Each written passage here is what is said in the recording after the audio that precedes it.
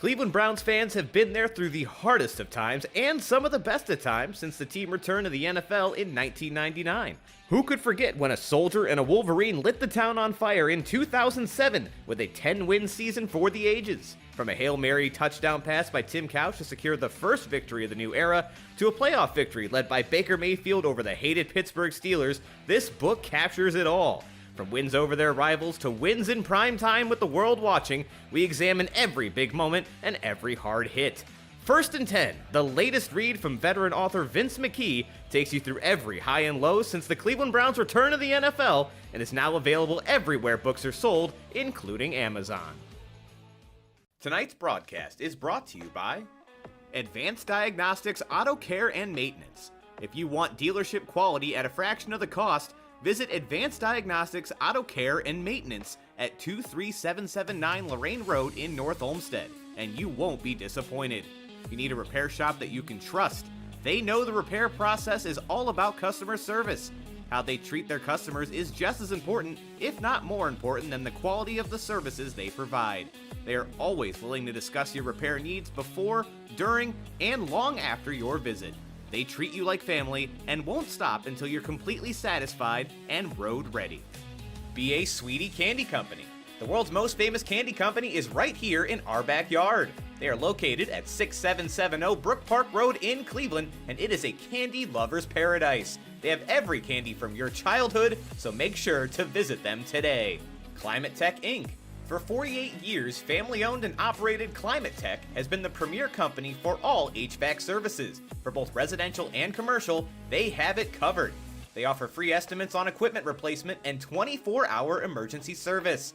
Visit them at climatetech.com. Dave's Golden Shear Barbershop.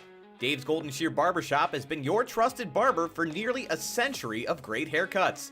With affordable prices and excellent customer service, there's no better place to get your cut. It is located at 26915 Center Ridge Road in Westlake. Dick Esser Plumbing.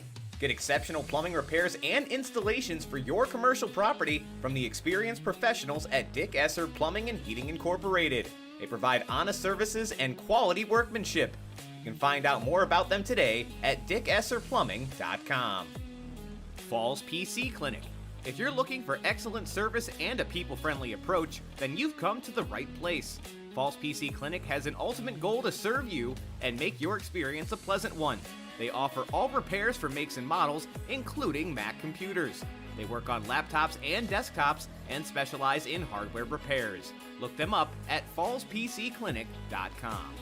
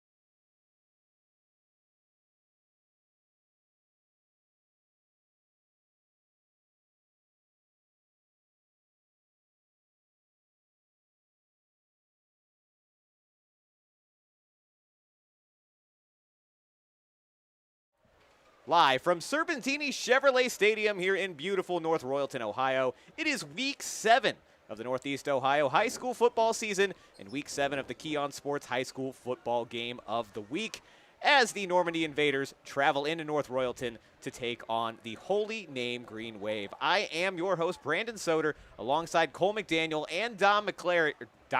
Wow, almost forgot your name there, Dom. Speaking of Dom, I'm going to go ahead and throw it over to the guys. Go ahead and get things started here for you folks as they are going to give you a preview of today's game. Gentlemen, take it away. Thanks, Brandon. And week 7 of the Keon Sports High School Football Game of the Week. And as you heard Brandon mention, it's the Holy Name Green Wave coming in with a record of 1-5 overall, 0-1 in the Great Lakes Conference. As for the Normandy Invaders, they're looking to invade Serpentini Chevrolet Stadium and potentially give the Green Wave maybe a loss on their homecoming weekend here, try to get their first win of the season as they have an 0-5 record overall. And this is their first GLC game. And Dom, I'm looking forward to this one. Another beautiful fall night here for some football action on Friday. Oh, it doesn't get much better than this. The leaves are starting to change here. We have a beautiful sunset here in North Royalton. This is a beautiful stadium. Yeah. I mean, if you step out of this press box, you look behind you, I mean, it seems like you can see the edge of the earth almost. It's just a beautiful sight. So, yeah, beautiful night. We should see some good action here tonight, Cole. Yeah, you have some connections on both of these teams here as well. Some buddies on both sides. I believe a trainer for one team and a coach for another team. And I'll let you touch on that here right now before we have to step aside here shortly for the national anthem. And, of course, we'll finish the pregame after that. But before we get to that point, again, got those couple buddies. What have they told you so far? Well, so, the athletic trainer, I keep asking about players, and he's like, do you want their health information? No, of course he's not saying that because, again, that's illegal. Yeah, but HIPAA. Yeah, that's a huge HIPAA. But, so the trainer I lived with him since college, and then the offensive coordinator for Normandy, freshman year I knew him. It's funny enough, we used to talk during football camp about how he was going to be a football coach and he was going to have a team, and how all his college teammates were going to be out there with him. So it's exciting. I haven't talked too much detail with either of them, just a little bit here and there. But yeah, it's cool to have connections on both sides, and it's the first time that that's happened for, I think, really any of us. Yeah, absolutely. And, of course, national anthem coming up here in just a few moments. And, again, we will step aside at that point, and we'll talk about some of the key players in this game. So, again, we'll be right back. Don't go anywhere here on the Keon Sports YouTube channel.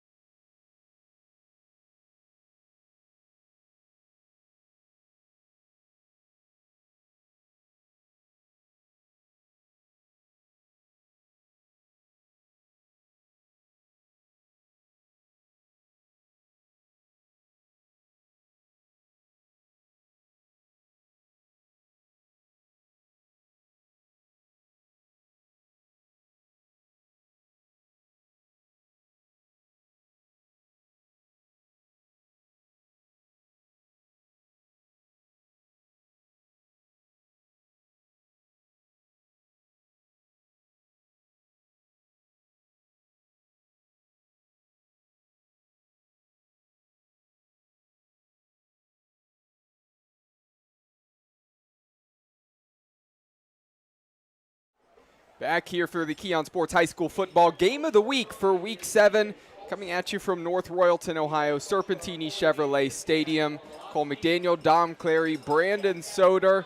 Again, thrilled to be back with you here once again. You just heard a little bit of the pregame show, and then we stepped aside for the anthem. Kickoff less than 2 minutes away here. So touching on these teams, the hosts in this game, the last 2 games for the Green Wave, they won against North Olmsted, a team we saw at the very beginning of the season, 42-26. Then last week they lost at Buckeye, 38-14. Last season, Holy Name went on a really deep playoff run, had an overall record of 12-3. They were a team that when we were doing that podcast, talking about the playoffs last year, we were talking about Holy Name a little bit as well and touching on them briefly. This year, it's been a different year for them. Maybe a year that many didn't expect, because Holy Name has typically put up well over 500 on their record for years, it feels like. So now they're trying to find ways to respond back, and they're going up against a team in Normandy they've had a lot of success against. 9 straight seasons that they've won against Normandy. Of course, the teams did not play against each other in 2012 and before, because Holy Name was in the North Coast Conference at that time. So Normandy has not defeated Holy Name in the GLC, Dom. Yeah, and we'll talk about the key player here, I think, for Normandy because they're getting the ball first. But these are some even squads here. But it's different parts. Holy Name, a lot of these players are almost kind of left behind with the senior class that graduated from last season. And then you have a Normandy squad that's pretty young, especially in key positions like quarterback, where they're seeing that, hey, maybe we can do what Holy Name did last year. It's an interesting battle. 2 teams in different spots, both similar records. Holy Name kicking this one away in their all-black uniforms with the green helmets, having to go back to the 10 and tracking this one down. Picking it up and brought down up close to the 20-yard line is the return man, number 2, Lindale Bryant for Normandy. And Normandy in their white jerseys with the black pants and black numerals, and really like the black helmets there with the orange accents as well. Again, pretty simple. Brandon and I were talking about that off air, but again, a very clean look as that offense comes out on the field. Yeah, anytime you can use orange as an accent color and not make it the entire uniform, always looks really sharp, like the look out here for Normandy. So 1st and 10 now from the 20-yard line. Quarterback number 3, Elijah Gray, the junior, leading the way for his team. Dom, of course, you have some stats on him, and we'll get to that after this opening play. 2 receivers to the near side of the field, 2 to the far side. Man in motion. Here's Gray running to his left, cutting back, making a man miss. He's going to get past the 20-yard line and get maybe a yard on that carry. Dom, the insight that you have on the stats this year for Gray, the junior. So when I asked Taryn Harris, the offensive coordinator, he was a quarterback coach last year, still works with the quarterbacks, but he's offensive coordinator making the play calls this year for Normandy. I asked him about his quarterback, asked him about Elijah Gray. He said, first word, he's a dog. That's what he thinks about Elijah Gray, his junior quarterback. 12 rush TDs for 700 yards. I mean, it's a big body kid down there. He will run you over. He has 3 passing TDs for 700 yards. Last year, he was a 1,000-yard rusher. They like to get him out in space. He is their primary rusher here for the Invaders. He can throw. I was watching him down there. It comes natural to the kid. Don't let these rushing stats fool you, Cole. This kid can throw. He just needs an opportunity to do so. And, of course, the offensive play calling is designed to use his athletic ability, to use his talents. I'm really excited to see this kid here tonight, especially talking to his own offensive coordinator about it. This kid is good. Well, he's a guy who can throw, not just run the ball, as Dom mentioned. Watch out for his senior wide receivers, number 13, Austin Stash, and number 12, Austin Konicki. Those are 2 guys he's going to want to be looking for in this game. In the backfield with him as well, Cairo Dillard, number 1, the running back. So after the timeout there, immediately penalty markers on the field. That's a false start, and that's going to back up Normandy, and that hurts right out of the timeout. Yes, mistakes on both sides, it feels like, right away, or at least miscommunication for Holy Name. Had to call a timeout with just 35 seconds off the clock. Now you see Normandy with a false start here early. Hopefully doesn't turn into too sloppy of a game. Just get the jitters out here quick. Okay, so now following the penalty, an opportunity to drop back in the pocket, stepping up on the run, and that one's off the hands of the intended receiver, intercepted by Holy Name at the 15-yard line, cutting back and swung down and absolutely suplexed by the quarterback, number 3, Elijah Gray. Interception there for number 42, Aiden Butler, the junior. And that is a devastating play for the offense of Normandy. Yeah, quite literally. Sorry, go. I'll get you made 1 second, Dom. But yeah, just all I wanted to say is not the start you wanted if you're Normandy. Obviously, you take the false start penalty and then immediately throw an interception. You're just taking the momentum out of the air immediately. So Normandy, obviously trying to come in here, spoil things on homecoming weekend for Holy Name, trying to get their first win on the season, but the last two out for them. They lost 42-28 versus Bay Village and then 59-20 versus Benedictine. They've been outscored 230-109. And if they want to try to spoil things for Holy Name tonight, well, of course you have to not turn the ball over. But the other thing is you have to stop the runs. And what I mean by that is obviously you have to stop the 9-game streak that Holy Name has had against you, but you also have to stop the ground attack of Holy Name. That's your way of potentially spoiling things in this game, and now backed up against your own end zone, have to do it here now. Handoff, and that one's swallowed up quickly as that was handed off to Xavier Rodriguez. The sophomore's a little bit more their change of pace back as number 15, William Dix Jr., the senior running back, he adds more of the power. They want to set that running game up here early. This is an offensive line that simply just has not been their year. They want to set the tone early and prove that this is a dominant group. So on 3rd and 4 from the 10-yard line, a reminder that this trip to the red zone has been brought to you by Kelly McLean Achievement Center. Visit kelly-mac.com to learn more. Taking the snap out of the gun, keeping it, is Andrew Cole, the senior quarterback, and he's the guy. Mentioned the two running backs, but Cole wants to run as well. Good size, pretty solid build at quarterback, but he is a guy who wants to use his legs. Good decision there, and it's now 1st and goal for the Green Wave. And expect to see a lot of that in this game on both sides of the ball. As we already talked about a little bit, Elijah Gray on Normandy's side. Quarterback's the primary athlete there. He's going to be the big ball carrier. Already seeing Holy Name breaking that out as well. It's going to be a good day for the ground and pound, boys. So a couple opportunities here now for the Namers. Here's a handoff up the middle, trying to make one defender miss, slipping inside and getting about a yard on that carry. So now 2nd and goal upcoming. You know, this is a tough spot to be in when your offensive line is, trying to get the groove. Again, you love starting off in the other team's red zone. But that being said, being able to just run every play for offensive line with short yardage, the box is packed in. It's a hard spot to be in. You prefer when there's room to at least start the game. Oh, no.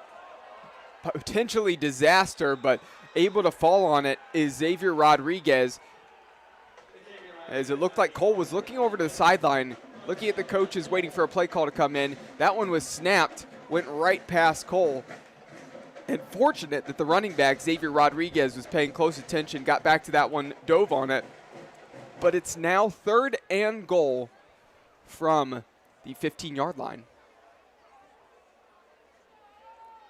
3 receivers to the near side of the field.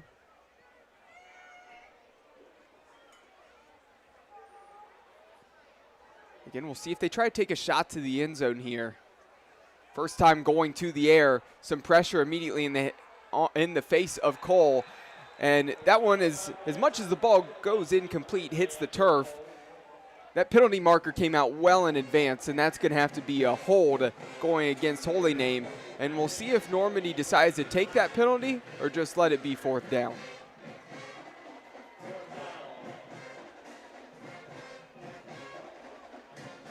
And they are going to decline the penalty.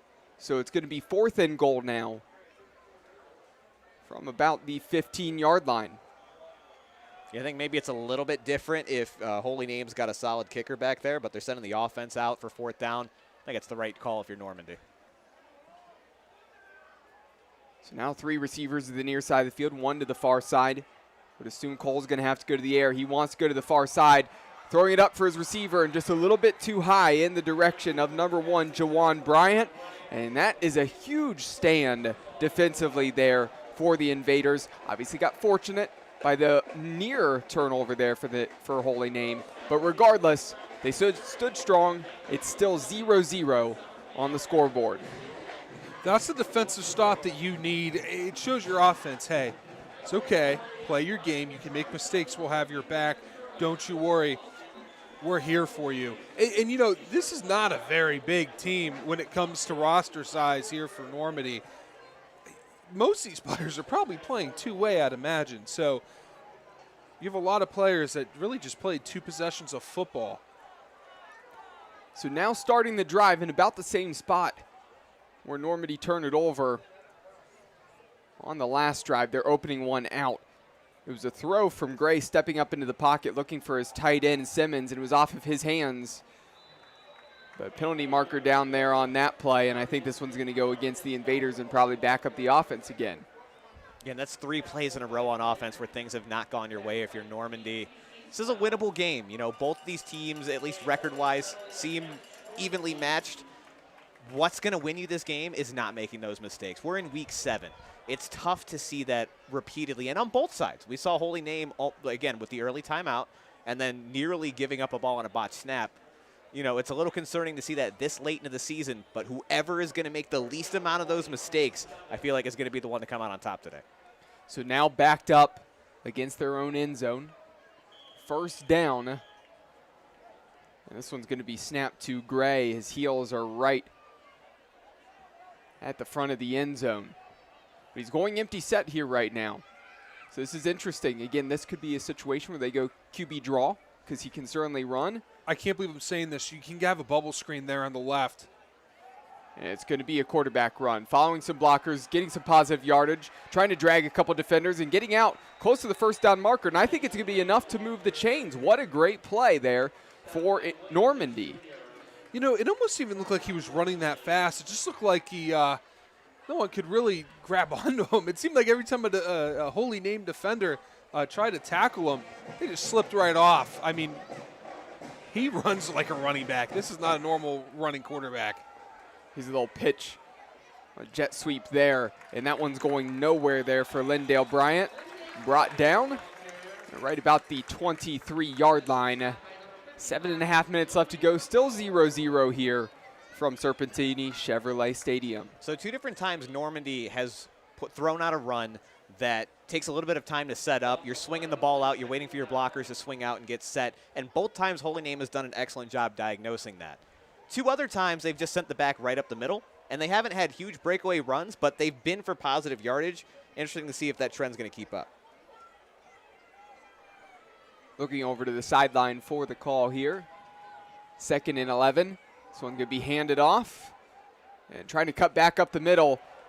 And a good tackle there. Strong tackle at the 30-yard line. Still some positive yards off of the carry there for Andre Jenkins, the sophomore. But now it's going to be 3rd and 5. And the Green Wave defense going to see if they can get a stop here.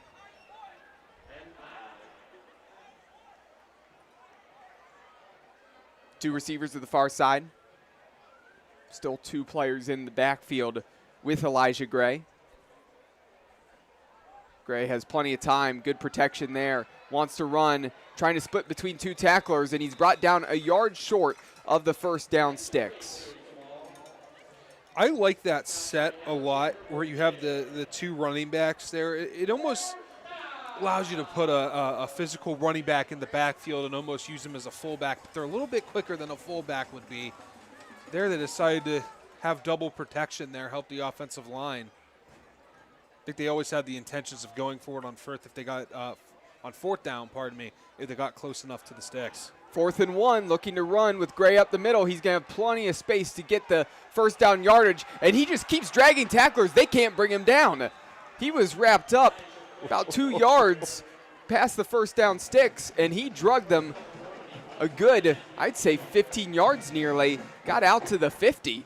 Boy, Dom said it right. Elijah Gray runs like a running back. This dude is so fun to watch so far. He's not going to burn you with the speed, but he's just carrying guys down the field. Very hard to bring him down. You know, it's funny because when I look at his build, he almost looks like Central Michigan's quarterback from last year, Daniel Richardson, with the big body type for a running back or for a quarterback. But he's just a better runner. And that time, a spin move there in open space. Got some extra yardage following the spin, and he's down at the 31-yard line, and this is the first time the Invaders have entered Green Wave territory, establishing a good drive on the ground. Now, this is going to be a problem for Holy Name. If you can't figure out how to slow down Gray, he's just carving him up right now. Not only is he able to find the space, but when you do meet him at the point of contact, he's strong enough to shake off your defenders. It's going to be a tough assignment. Here's a handoff, some room to run, and spun down at the 20-yard line is number 11, Darius Calhoun. So, we talked about it, a key for Normandy to try to win this game, and in that really cold streak you've had for years against Holy Name is to stop their run attack. Right now, Green Wave, they cannot stop the run of Normandy. It's hard when you can have 3 different runners there in the backfield, and they're all just as deadly as each other. Here's a run again for Calhoun. Got out around the edge, and he spun down at the 15-yard line. So a nice gain of 5 yards on that carry. You know, it's funny because usually when you have a running quarterback, that's the elusive guy, right? That's the guy where, you know, he's the quicker, and you have the 2 running backs who are more physical, but it's the opposite. You have the 2 fast guys, and then the big, stocky runner is the quarterback. It's just, you really just don't see it. Well, you're seeing it here right now. Another keeper. Making a man miss in open space. That's going to be enough to move the chains. And still getting a push and brought down inside the 5-yard line at about the 3. It's going to set up 1st and goal. And a reminder that this trip to the red zone has been brought to you by Kelly McLean Achievement Center. Visit kelly-mac.com to learn more. Now, I don't want anyone to think I'm making a direct comparison, but Dom, you say that that's very rare for a quarterback to be the big hulking runner. We've seen that one time maybe in the NFL, and that was Cam Newton. Yeah. Not saying he's Cam Newton, Yep. right? We haven't seen him really throw the ball yet, but that running style. There are similarities in that style. You're 100% right. Here's a handoff up the middle. That one's going nowhere. So 2nd and goal upcoming. Do want to remind everybody the pregame show earlier, as well as all kicks, sacks, and turnovers in this game, have been brought to you by Hinckley Roofing. Check them out online at hinkleyroofing.com. You know, when he does that fake where he puts his right cleat in the ground and then breaks to the left, he brings the ball out in the way he said. And you said Cam Newton, it's picture perfect to that. It looks exactly the same. At least up here, it looks exactly the same. We may potentially see another guy in the NFL who likes to run like that in Anthony Richardson. Of course, he started doing that his first couple weeks starting for the Colts here in the NFL. So definitely likes to run with that power as well. Of course, we will see how his career pans out. We know how Cam Newton's career did for a long stretch before the arm was kind of shot and he probably took too many hits. But again, Richardson has some similarities to Newton. We'll see if he can end up actually living up to the same success. Yeah, it was fun watching him play, though, in this prime. It was a short prime, absolutely. But, Absolutely. And Anthony Richardson, I think, could be a lot of fun, too. He was someone that, even though he went early in the draft, people were a little bit confused about, you know, how much potential he really had. It's tough to see him in the concussion protocol that early in his career, though. So this one backed up now on 3rd and goal, coming from the 9-yard line. Similar to what happened to the Green Wave on the other end. Here an option. This one going to be a pitch to the outside. Got a block and going to step into the end zone right around the corner.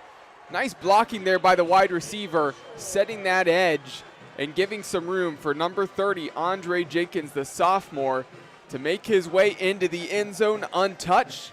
And also credit to Elijah Gray on that pitch, well timed on the pitch. And that is why the visitors now lead 6-0 with an opportunity to make it 7-0 on the road.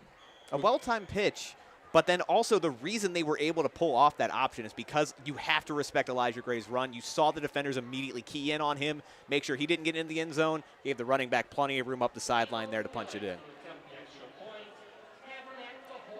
So PAT upcoming here now with 2 minutes remaining in this first quarter. And that kick is up and good for the lefty, and it makes it 7-0 Normandy. And it looked like things weren't going to go their way when the game started, right? You had the interception where the ball was a little bit high on the pass. Austin Simmons probably would want that one back. Probably would have felt that when he watches this film that he could bring that one in. Anyway, it tips out of his hands, intercepted by Holy Name. Looks like they're for sure going to score on that drive. You get a stop, and then you impose your will on offense, going the other way down the field, and you take a lead.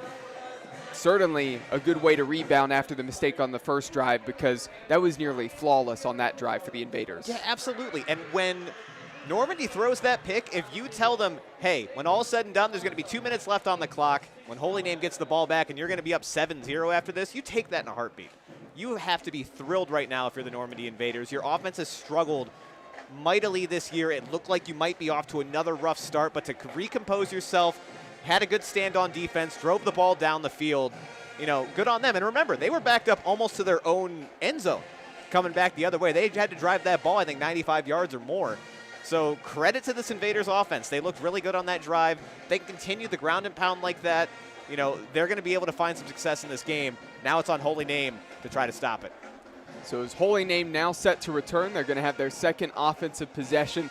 Unless something crazy happens on this return, you're probably not going to have better field position than you had last time you were out on the field with your offense. But now you really weren't able to find some holes and allow your offensive line to open up some spaces. It felt like the defense, that front seven of Normandy, was doing a good job plugging those holes. See if you can establish that ground game that you predicate yourself on here this season. That one takes a hop. It's in and out of the hands of a Holy Name player. We got a pile up close to the 34-yard line. And I think the officials are going to take a look, and Holy Name got back on that football. I think somebody greased up that football before the kick, because that was slipping in and out of hands all over the place, and danger averted. I think everybody here in this stadium, at least on the home side of the field, they were all gasping there for a moment. Yeah, and let's not throw accusations out there, but that is 2 times that the ball's kind of bounced around there for Holy Name. So, just floating in the air. But regardless, you're happy that you fall on top of that. Like I said earlier, the fewer mistakes is what's going to be the key to this game. So now 1st and 10 from the 33. Handoff, looking for some space. Going to be out past the 35-yard line, brought down to the 36 is Xavier Rodriguez. And the funny thing is, and why I guess I make the joke of somebody must have greased that up, it's perfectly dry here. It's a beautiful night. It's not like the ball's slippery or wet, right? So it is a dry night. It is surprising that there's been a couple times we've seen that football slip out of guys' hands. You just have to look that in, and I think sometimes it's maybe been a little bit of panic and trying to run with it before getting actually full control on the ball. 2nd and 7 now. Back to pass is Andrew Cole. He's pressured. He throws that one right in the hands of a defender there of the Invaders. It's number 18, Gator Hartson. What a name for a linebacker, Dom. Classic linebacker name, I'll tell you what. Nothing gets me more excited than looking up linebacker names, especially ones from like the 70s. And he caught it like a linebacker too, where you just threw a ball at just 2 bricks, and it just slammed into him, and somehow they just stuck. That's what that interception looked like. That was not a natural catch at all. Doesn't matter how you do it. Now Normandy has a chance to extend their lead by another 7 points here.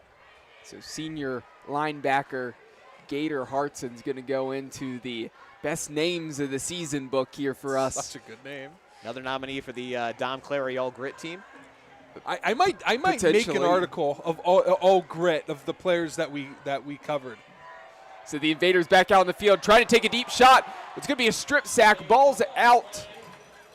And I think that Normandy was actually able to get back on that one. Fortunate that they fell on it. It looks like Holy Name had the better opportunity to fall on that football, as Elijah Gray was looking deep, and he got popped from behind, and that ball came out, and it sat right at the 50-yard line. And white jerseys somehow managed to come away with it at the bottom of the pile. That's the blind side. The blind side you're going to be solo a lot. You're going to be on thin ice. You're going to be by your lonesome. You have to do a better job protecting a quarterback, a right-handed quarterback. You're on the blind side. You got to take pride in that. Listen, I give up a few sacks in my time at left tackle, but you got to take pride in being the one guy that just does not let up sacks. 2nd and 19. This one a pitch to the outside. Dillard looking for some space around the edge. He's going to get some positive yards and step out of bounds. 36 seconds left to go here in the opening quarter. Invaders still leading 7-0. I get that maybe you're trying to catch Holy Name off guard by throwing it deep on that first ball, really try to swing the momentum, but man, that defense didn't show you that they can do anything to stop the run right now. Don't get cute. Don't make mistakes. Get back out there, run the ball. You saw there they picked up a little bit of yardage. Now they're in a really tough spot on third down. Elijah Gray back to pass. He's going to try to run this one. Makes a man miss in open field, trying to drag a defender. He's able to do so, breaking out a tackle, and he does it again. Keeps dragging defenders, and nobody in a black jersey can bring that boy down. Elijah Gray, first down. I stand corrected. Apparently you can just throw Elijah Gray out there to pick up, another 15 yards for you. So call whatever you want on first down. So far, this kid has been unstoppable when he's running with the ball tonight. An absolute dog, man. Oh, he's fun to watch. I mean, you watch a player like this and you think there's no way his team has no wins. I mean, this is a good, exciting player. So the Invaders going to run a play right before the end of the quarter, and that is going to do it for us here in the first quarter here from Serpentini Chevrolet Stadium, with the Normandy Invaders leading 7-0 over the Holy Name Green Wave. We'll be back for the second quarter. Tonight's broadcast is brought to you by Frankie's Italian Cuisine. Looking for a place to enjoy a post-game meal? Love Italian food? Frankie's Italian Cuisine has you covered from meatball to lasagna.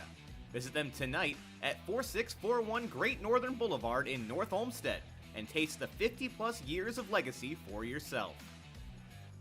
Freedom Auto Detail and Ceramics. Experience the best in automotive luxury and protection with Freedom Auto Detailing in Ceramics. Unleashing the true beauty of your vehicle with expert detailing, premium ceramic coating, and paint protection services. As a veteran-owned and operated business, they take pride in the unique qualities and values that set them apart from other detailing and paint correction services. Find their work online at freedomceramiccoatings.com.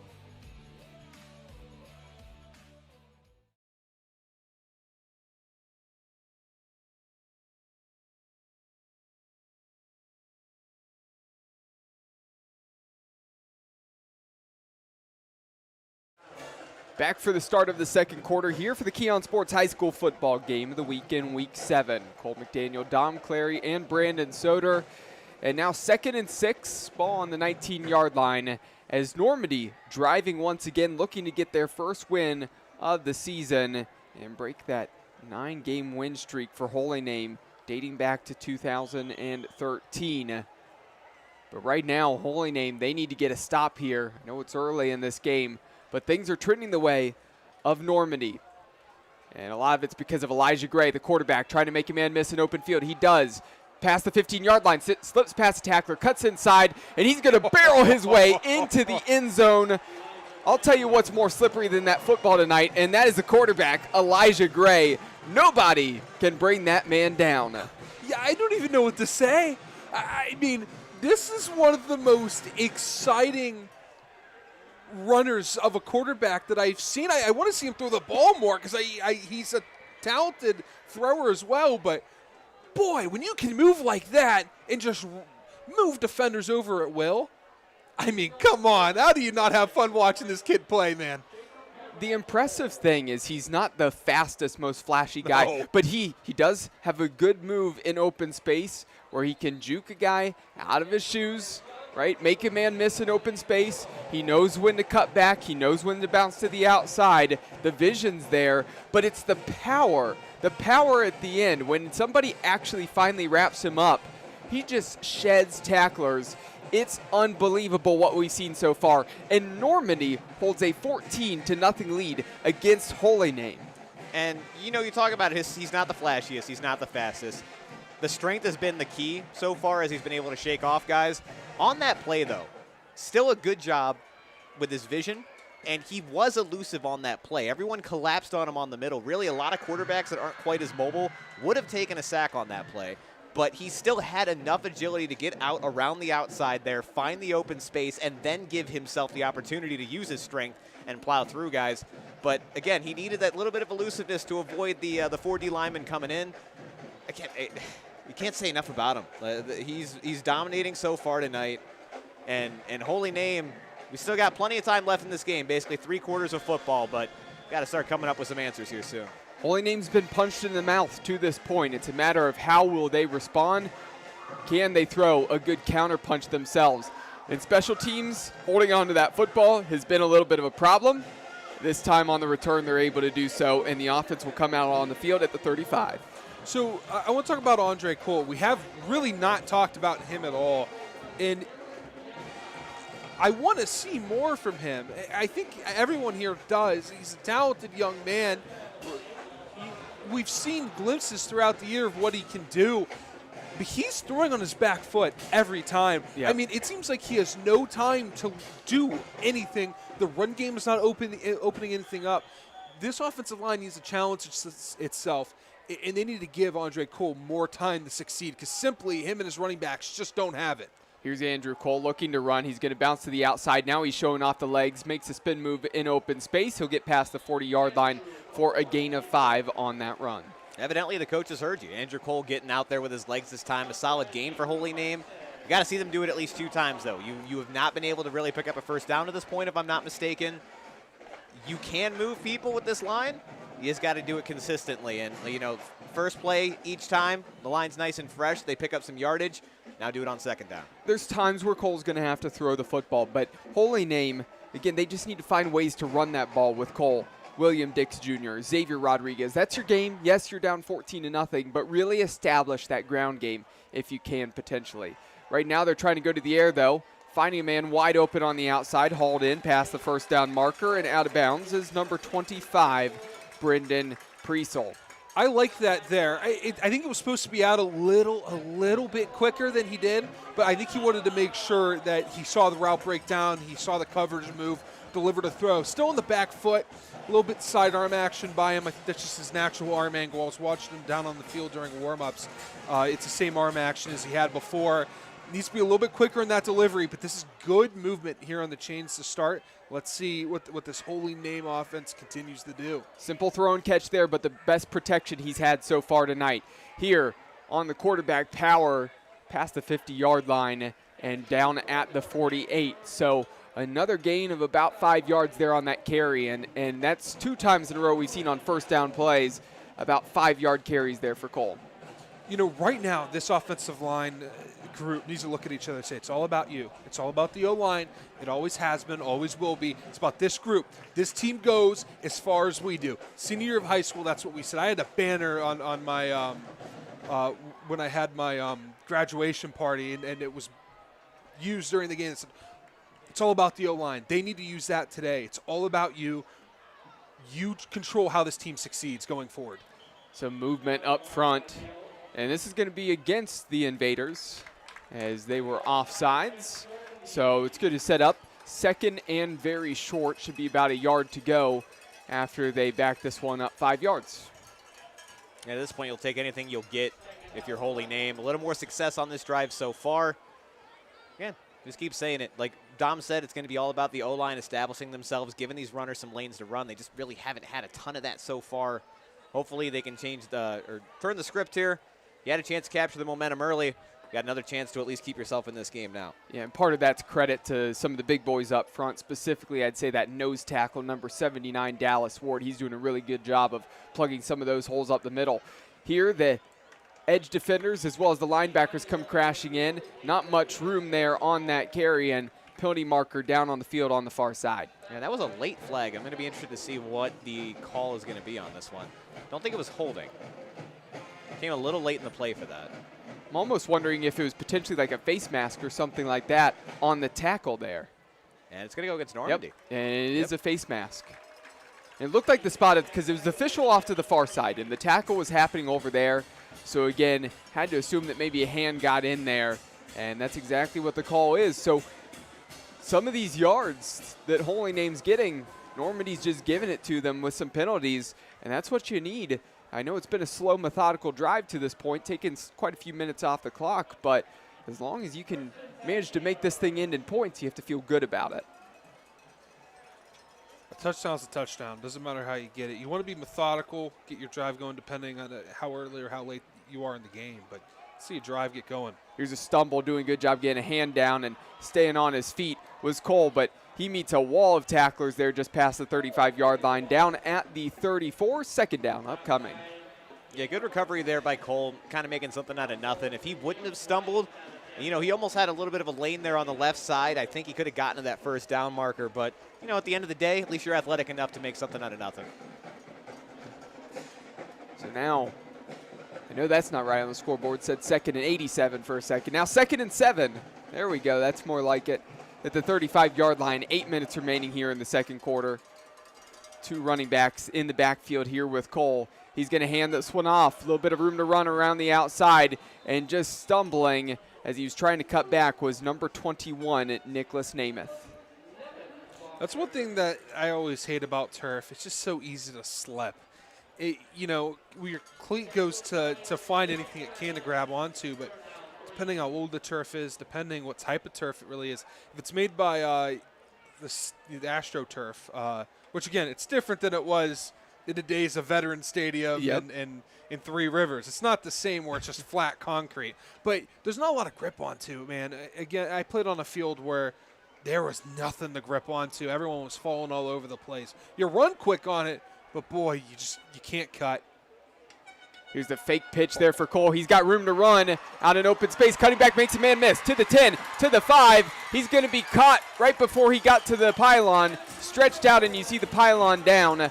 But he stepped out at the 2-yard line. And that was an excellent play there by Andrew Cole. And making a man miss in open space, getting the extra yardage was the key there on that play. Yeah, and great run by Cole, and we all saw that there, but I want to give some credit to his play fake as well. He sold that pitch incredibly well. I was ready to take the camera over that direction.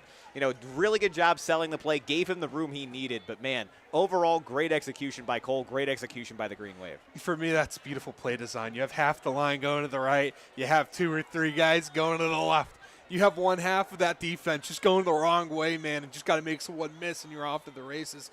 Great execution, great play design. Ooh, that gets me excited. 1st and goal from the 3. Here's the handoff, and looks like going to be brought down at the 1-yard line is Xavier Rodriguez. And a reminder that this trip to the red zone has been brought to you by Kelly McLean Achievement Center. Visit kelly-mac.com to learn more. Now you're asking a lot of your defense. They already made one goal line stand, and you're already down to the 1-yard line. But if you're Normandy, tell your guys you've done it once, you can do it again.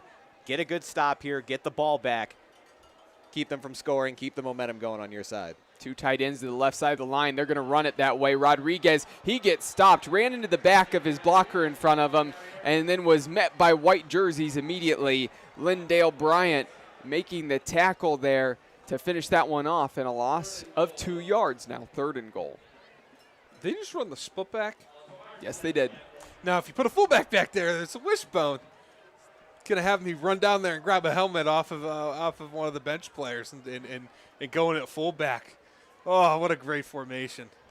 They were looking for volunteers earlier, but I think that was for the chain gang, not the offensive line. Oh, no, they need a fullback, a 24-year-old fullback. Well, Cole's back to pass here on 3rd and goal. He's having to roll out to his right. Sidearm, and need a man wide open there in the end zone. Changed that arm angle, threw it back across his body. Had a man wide open. It was a little bit behind him. Understand that number 21, Nicholas Namath, had to reach back to that one, but probably should have hauled that one in wide open in the end zone. What am I going to say? If the ball touches your hands, you have to catch the ball. If Lynn Swan said it, it has to be true. There it is. You gotta hold on to the ball. That's right there. Cole just did one of the best plays we've seen today by a quarterback, and that's saying a lot. And puts it right where it had to be. Just wasn't hauled in. So 4th and goal now from the 3. Pressure in the face of Cole. He's to float this one up, and that's in and out of the hands of Namath again. I know that's maybe a bit tougher of a catch there because he had a defender close, but that was in a spot where he probably should have hauled that one in. And now a turnover on downs at the 3-yard line. I wouldn't be surprised if he starts doing push-ups on the sideline there, Cole. And for those that don't know what I mean, if you're a wide receiver, you drop a pass, you start doing push-ups. Some do that in a game, not too many. It's more of a practice thing. But boy, that's 2 drop touchdowns by this young man. I want to see himself redeem it later. He's a talented player. Just needs to focus in. He's thinking a little too much. He has his teammates and coaches helping him over there on the sideline, making sure he's right in the good space mentally, so he can make plays later in the game. They're going to need him. So now the Invaders, after getting the stop once again, while being backed up against their own end zone. That's the second time here getting a turnover on downs. And they still lead 14-0. Just over 5.5 minutes left to go here in the second quarter. Backed up in their own end zone here on this snap. Here's a run for Gray. Gray trying to drag that pile. Didn't get the push that he's been getting throughout this game, but still cleared some space out for his offense. You know, one thing when the offensive coordinator, Taryn Harris, told me he was the offensive coordinator, he played outside linebacker in college, which is funny, but he was a quarterback in high school, and he played similar to how Gray played, so it's cool to see he's his quarterback coach. Gray dumps this one off to his tight end. That's number 32, Austin Simmons. As soon as he catches it, he's quickly brought down. So now third down, and a couple yards to go to get to the chains. Want to remind everybody that all kicks, sacks, and turnovers in this game have been brought to you by Hinckley Roofing. Check them out online at hinkleyroofing.com. And a reminder that when we get to halftime, make sure not to go anywhere, as Dom Clary will give you score updates from around the area. You don't want to miss that for the Hinckley Roofing halftime show. Here's the run for Gray. Gray now flipping it out to the far side, and his receiver immediately gets hit. Catching that one, doing a good job holding on to the football, but no room to go anywhere. Austin Stash, and now it's going to be fourth down. You know, especially when you know you're going to send the punt unit out.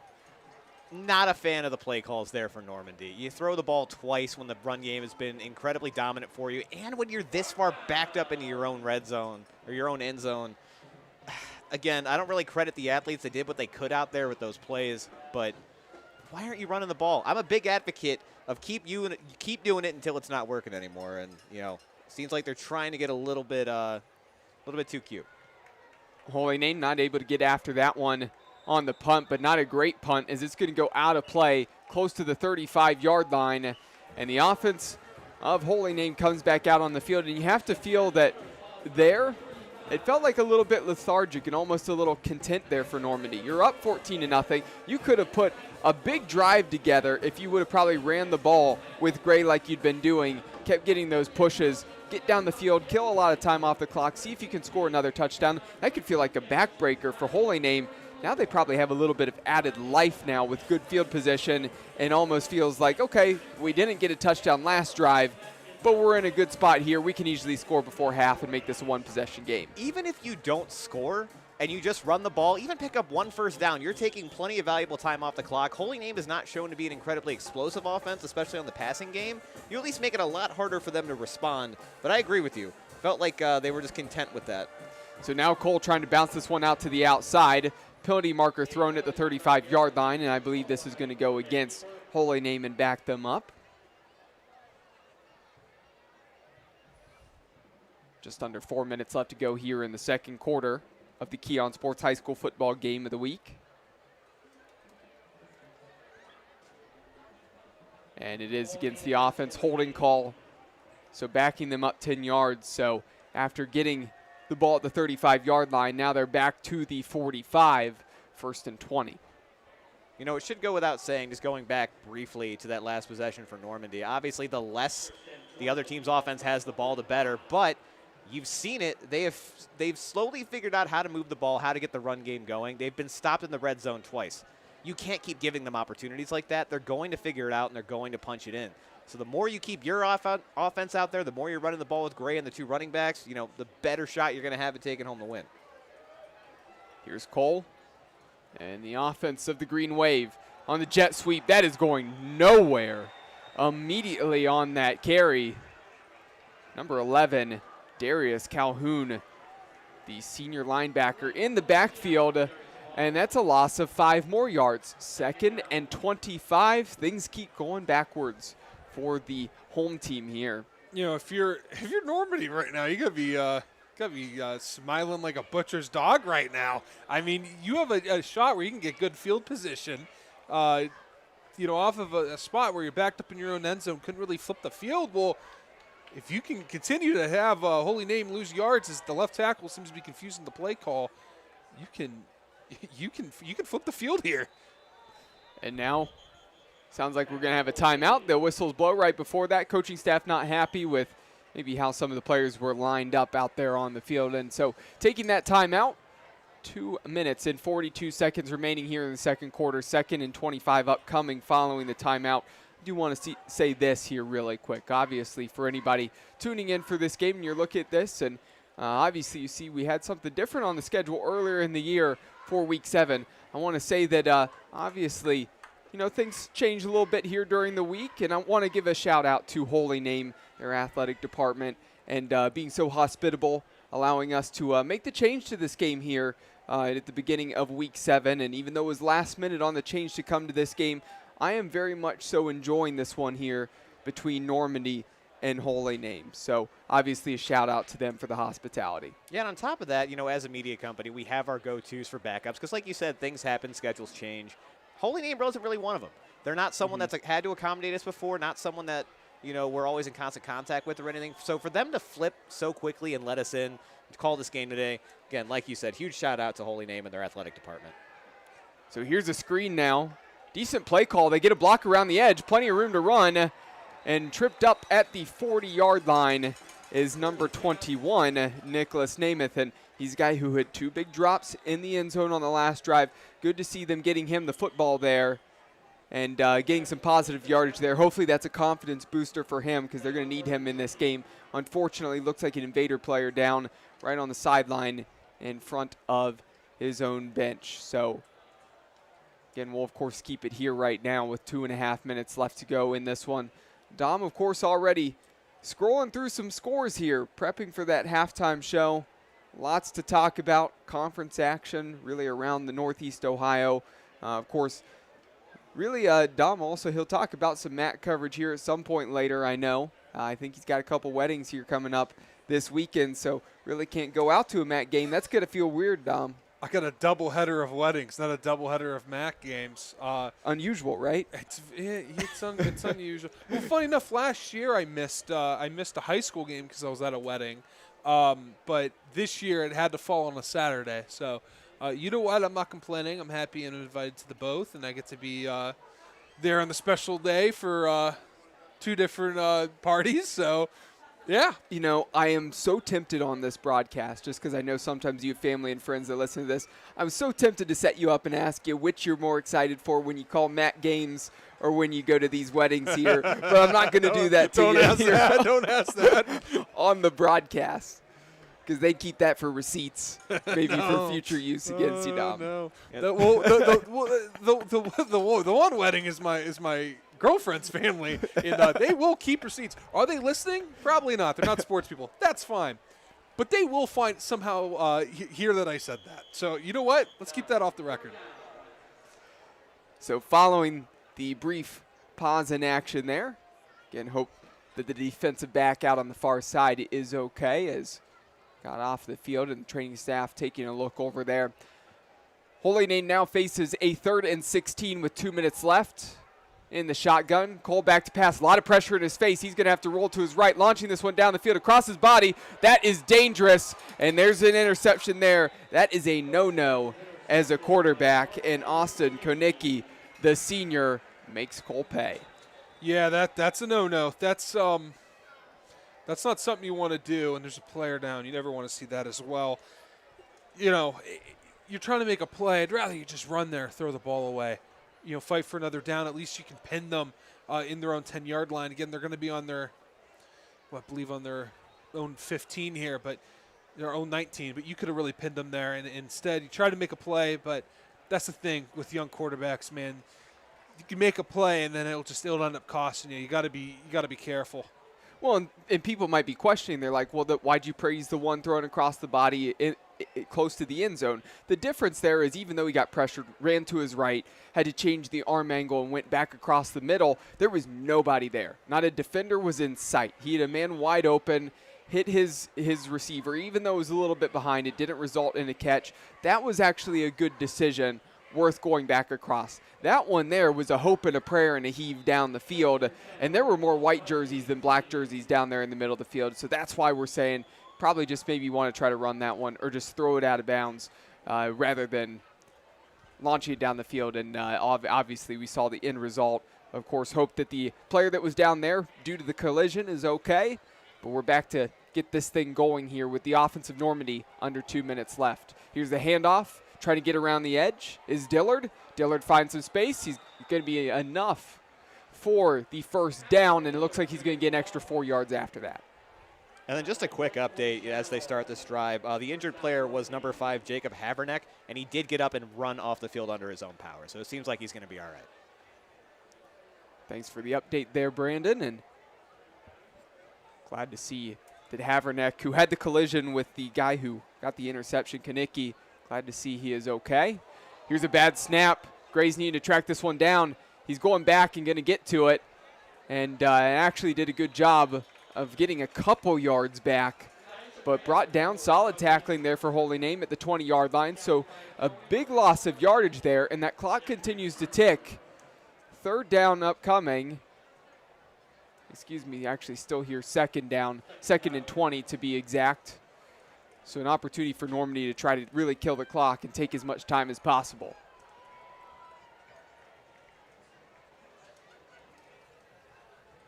At this point, if you're Normandy, you're up 14. Maybe try to break off a big run or two here, but you got to be happy going into the half up 14. Well, here's a run for Gray, trying to get out around the edge. Kind of had a little hop over one defender who was already on the ground, and then he got his leg pulled back and drug down past the 25-yard line up close to the 27, and now it's going to be third down. And if you're Holy Name, obviously you want to try to get the stop here, but I would assume that Normandy's going to be willing to run this play clock down. If you get this ball back on fourth down, you may only have a couple seconds left. Yeah, and at that point, with how your offense is played, I think you take the knee, you limit the mistakes, you live to fight another day. Again, yeah, as you said, Normandy is taking all the time in the world to run this play. I've got a feeling it's either going to be a run up the middle or just a knee. Take this into halftime. Again, in a game that we knew was going to be tight, Normandy's made less mistakes. They've had the more dominant offense at this point. They're going to get a timeout now on the field. You know, they have control here. Now, again, on paper, these teams are still evenly matched. It's going to be all about how Holy Name's going to be able to adjust at halftime, what they're going to do to stop Gray in that run attack for Normandy. But this game is far from over. But that said, still got to be happy if you're the Invaders at this point. Yeah, timeout for Normandy as they're talking this thing over here. With 14 seconds left, 3rd and 15. And honestly, with the way you've been running the ball up the middle with Elijah Gray, why not go quarterback power again, see if he can get about 5, 6, 7 yards without being touched, and then after that, we know the guy can move the pile. Potentially you could pick up the first down and see if you can pick up a little bit more than that, and maybe take this thing to the locker room in halftime then. Again, as soon as he gets space, like, I'm not ruling out him being able to take this thing to the house, even though, like you said, his speed's not going to kill you, but, man, he's just so good at shaking defenders off.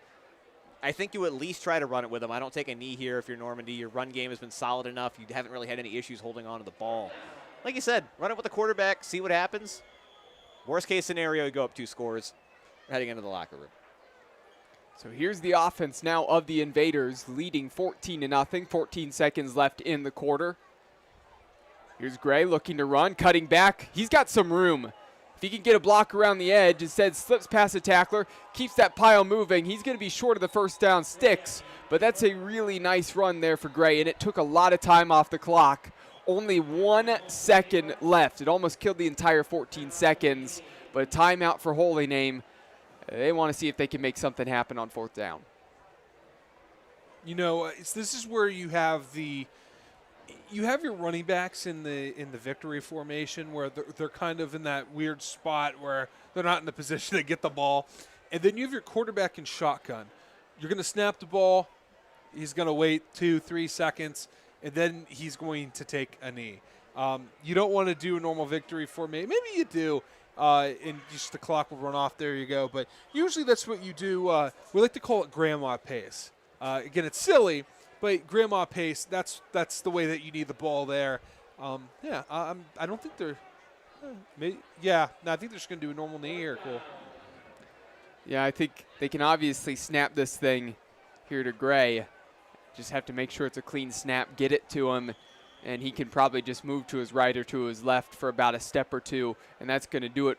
And there's the knee, and that is going to do it for the half. So end of the first half, the Normandy Invaders 0-5 on the season, looking to get their first win in GLC play on their first conference game of the season, get their first win on the season, trying to spoil homecoming weekend for the Holy Name Green Wave, who came into this one with a record of 1-5 overall, and of course a long streak of winning against the Invaders. We'll see if that will change. Second half upcoming here, and just about 20 minutes, and we're going to keep this here really quick before we go to break, because obviously 14-0 there on the scoreboard. And I want to ask Dom kind of a question. I'm going to ask Brandon a question here as well. Obviously, Dom, I'm going to ask you this. If you're Holy Name, you go into the locker room, what's this conversation like right now? Because you haven't been able to stop Elijah Gray on the ground. The tackling maybe hasn't been good enough. It's starting to improve, right? But you're trailing, and you have to make sure that you don't fully switch off. So what would the locker room be like in this situation for Holy Name? So it's purely informational right now if you're them, right? You don't want to discourage them and be like, you need to play better, the whole rah-rah thing, right? It's you sit down with your position groups, each coach with their position players, and you say, what needs to change? What are you saying that we aren't? Because by all means, we from what we know, we should be beating this team. We should not be down 2 touchdowns. What do we need to do to put you in the right position to succeed? That conversation is going to happen for the next 15 minutes, 20 minutes, and then they're going to see if they can apply those and add those corrections if necessary. Every single halftime that I've been a part of, other than one, has all been like that. In the one, we were down 40-0. When you're in a game like this, it is, what can we do? How can we do it? Talk to us. We'll talk to you, and we'll figure it out. We'll put a plan together. So, Brandon, before we step aside for the Hinckley Roofing halftime show, any final thoughts on that first half based on what you saw out there? Again, it's going to be all on Holy Name to make this one a game. And 2 things I want to see. Holy Name, you got to come up with an answer for Elijah Gray. You got to get your run game going yourself. You've seen that you can do it. You've moved the ball all the way down the field and then got stopped at the goal line 2 different times now. Got to figure out how to send it home. You're right there. You're close. This should be a 1-possession game, if nothing else. So, by all means, still absolutely in it if you're Holy Name. So that's what you got to see. With Normandy, I feel like you just have to not get in your own way. We saw the play calling at the end of that half start to kind of shift a little bit. They were throwing the ball a little bit more. They got away from what they were able to do so dominantly to start this game. As long as you stick with what you've been good at, you stick to the run game, you keep the ball in Gray's hands, I think you're going to be fine. Just don't make mistakes, stay out of your own way, and like I said, if you're Holy Name, got to make some adjustments, got to figure out how to stop Normandy. We're going to step aside here from Serpentini Chevrolet Stadium in North Royalton, Ohio, where you're watching and listening live to the Keon Sports High School Football Game of the Week here in Week 7. For myself, Cole McDaniel, Dom Clary, Brandon Soder. Dom will be back here very shortly to give you those score updates from around Northeast Ohio. And as you step aside here, don't go anywhere. Make sure you hit that subscribe button if you haven't done so already on the channel. This November, vote Joe DeMio for Berea Clerk of Courts. Strongsville City Councilman Joe DeMio has over 25 years of experience serving the people of Northeast Ohio. He will put his over 25 years of court experience and over 2 decades of city council experience to work for you. DeMio is a name to be trusted. His judicial experience at the county level has him serving 4 judges and trusted by thousands. When you vote for DeMio, it truly is experience working for you. You can find out more at joedemio.com. This ad was paid for by the Friends of Joe DeMio for Berea Clerk of Courts. Tonight's broadcast is brought to you by Great Lakes Training. Great Lakes Basketball caters to athletes of all ages and experience levels with a wide variety of training techniques. Book your first session today at www.greatlakesbasketball.com or email Coach J at coachj@greatlakesbasketball.com. Got You Covered Medina. Got You Covered of Medina offers affordable and high-quality blinds and shades that can completely transform the interior of your property. With affordable pricing and experts in the field of home redecorating to guide you, check them out online at www.gotchacovered.com/Medina or call them at 330-446-3647. Suburban Cement. Since 1978, Suburban Cement has been your trusted choice for all your cement needs. From driveways and walks to patios, steps, and garage floors, they have you covered. Quality products, quality workmanship, and quality people. Find out more about this family-owned and operated company rated by the BBB at suburbancement.net or give them a call at 440-235-0077. The Gutter Boys. At the Gutter Boys, they believe there's a better way to do gutters. The gutter industry is one that is easily entered, but true professionalism is what separates them from the rest. Reach out to them today at 440-271-8847.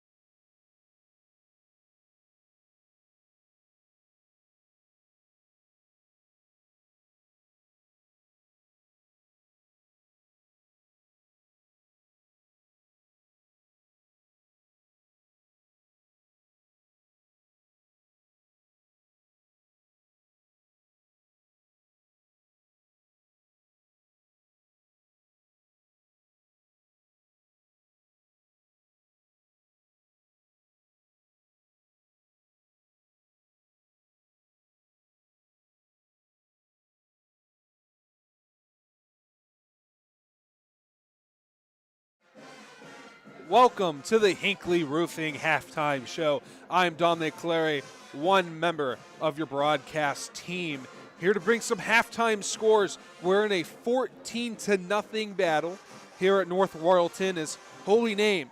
They cannot put any points on the board thus far. Normandy, phenomenal effort by the quarterback and Elijah Gray. He's carried this team on his feet thus far. Let's see if he can do it in the second half. Make sure to always tune in on the YouTube Game of the Week here for Keon Sports, as we always have great live action. You can always play back and watch it. Some SWC action. Homestead Falls offense hasn't been putting up points like they have in the past. Their defense still as good as always. They're up 7-0 on Amherst Steel. Akron Hoban. Talk about dominant. This is a team that continues to do so. They're up 30-0 on Walsh Jesuit. Elyria right now has a 9-0 lead against Avon Lake, a team that we're going to see next week here on the Game of the Week on Keon Sports. Avon, they have a 14-0 lead on Berea Mid-Park. It's a game that we talked about last week as we saw Berea Mid-Park play. They have an exciting offense, but can't do much yet. So holding Avon to 14 points at any point in the ball game is a good accomplishment. Need the offense to get going if they want to compete for the SWC crown. Brunswick and Euclid. Brunswick looking for their first win on the season. They've had probably the toughest schedule that you can get at the D1 level in Northeast Ohio. Let's see if they can get the job done. Thus far, the Rock can't put any points on the board against Euclid. It's a 0-0 matchup. Midview right now 10 points up on North Ridgeville. They only have one loss. It's a Rangers team that we saw here at North Royalton not too long ago. It's a talented group, but right now they're losing to their rivals in the Midview Middies, 20-10. Menor and Shaker Heights, this is a tough battle. Shaker Heights has been great thus far this season. Menor, they haven't been too shabby themselves as they're competing for a good playoff spot so they can go on another run. Menor is winning 7-0. A team that we're going to see here in a few weeks is Wadsworth against Nordonia in a conference matchup. They're up 28-7.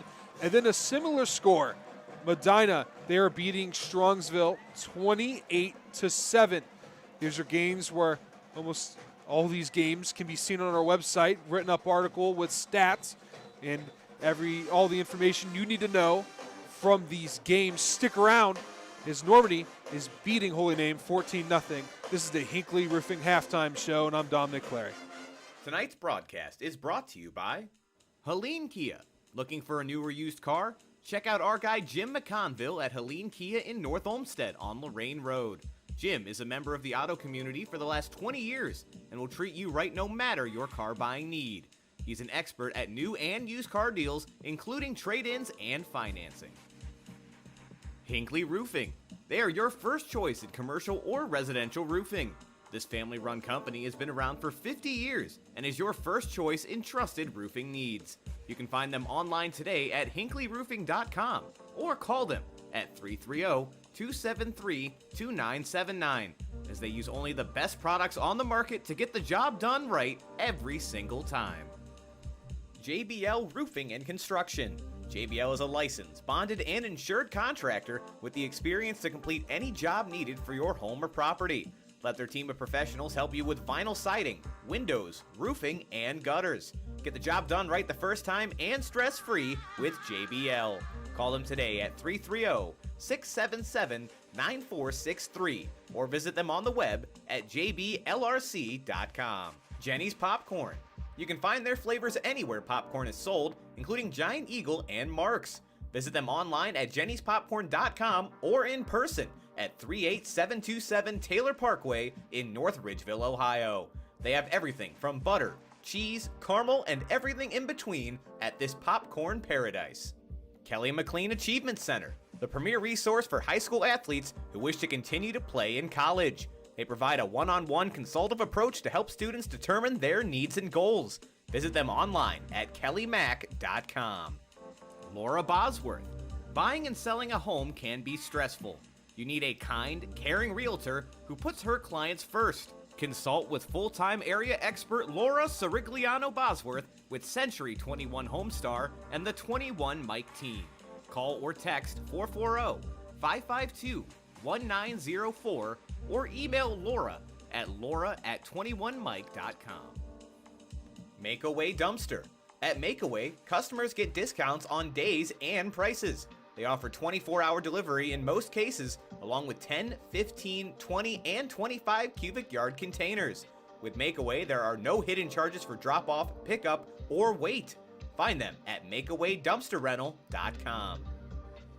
Mangia Bella Italian Goods. If you love Italian food like we do, then you need to swing over to Mangia Bella Italian Goods at 22560 Lorraine Road in Fairview. This family-run business knows that a happy belly is a full belly.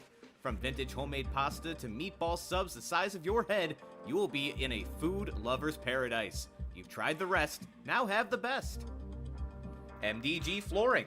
If you're in need of quality flooring for your home or office, look no further than MDG Flooring America in Medina. There is nothing that Steve and his talented staff cannot handle.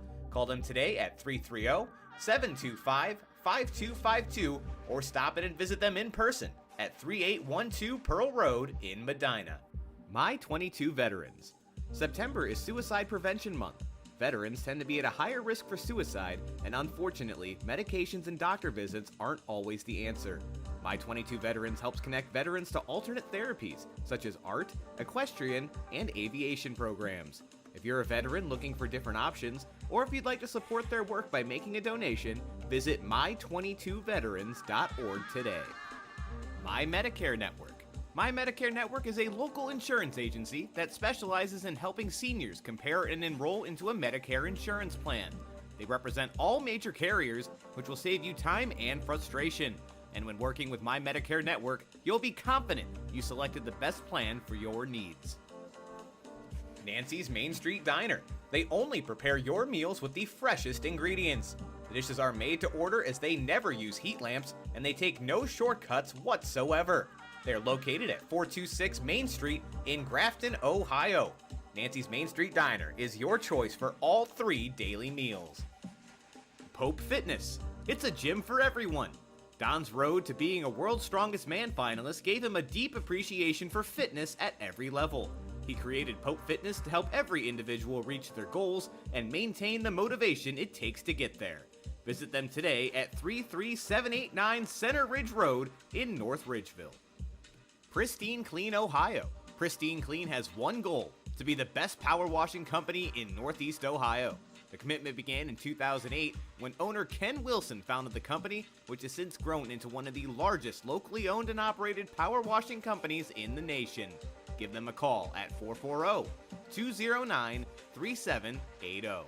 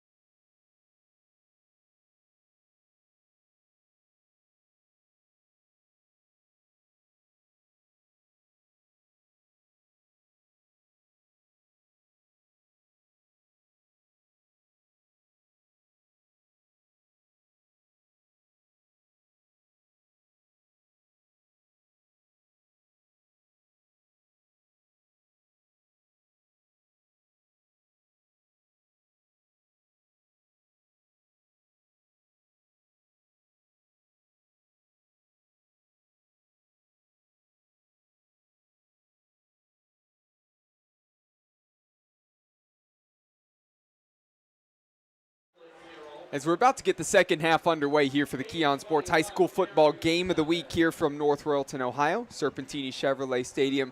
Cole McDaniel, Dom Clary, and Brandon Soder here. And it's the visitors, the Normandy Invaders, leading 14-0 over Holy Name, the Green Wave, as the Invaders are looking to get their first win on the season and their first conference win in their first conference game this year. So talk about starting the year 0-5 and the potential to go 1-0 in your conference. Well, Normandy, if they keep playing like they did in the first half, they could potentially do it. I'm going to toss this over to Dom here in a second, but unfortunately you don't get to hear the songs that he sings off air when we do mic checks. He's not going to probably do it for you on air. Of course, we'd love that to happen. Unfortunately or fortunately? Well, yeah, I think a little confused. I think Brandon hates the songs over there for the mic checks, but maybe at some point before the season ends, Dom will get bold and sing his little line for people on the broadcast. But we don't have to ask for it now with a minute left. But Dom, we talked about what the locker room was probably like for Holy Name, but coming out in the second half, what do they need to do? What do they need to establish in order to try to get back in this thing? Well, they need to establish some type of running game that will open up the pass game there for Andrew Cole. They need to get this offensive line really going. That's part of the run game. But they need the defense to be a little bit more stout. They're giving up just a little too much, but that will come with time. Again, they're not too far off of getting right back into this ball game here. They're only down by 2 scores. Again, this is a Normandy team. They know how to beat this team. Everybody but first-year players on the varsity team, they have beaten this team as many years as they've been part of this program. Right. So they know how to win. And you just need to get back to those roots.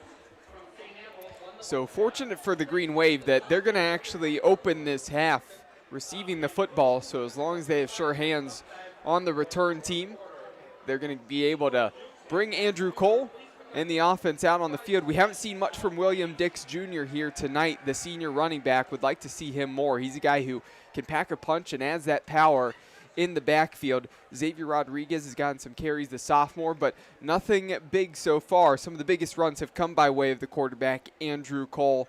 And we'll see if the Green Wave can get the offense going here. A couple times that they were stopped once they got in to the red zone, and that's why they sit with no points on the board here right now.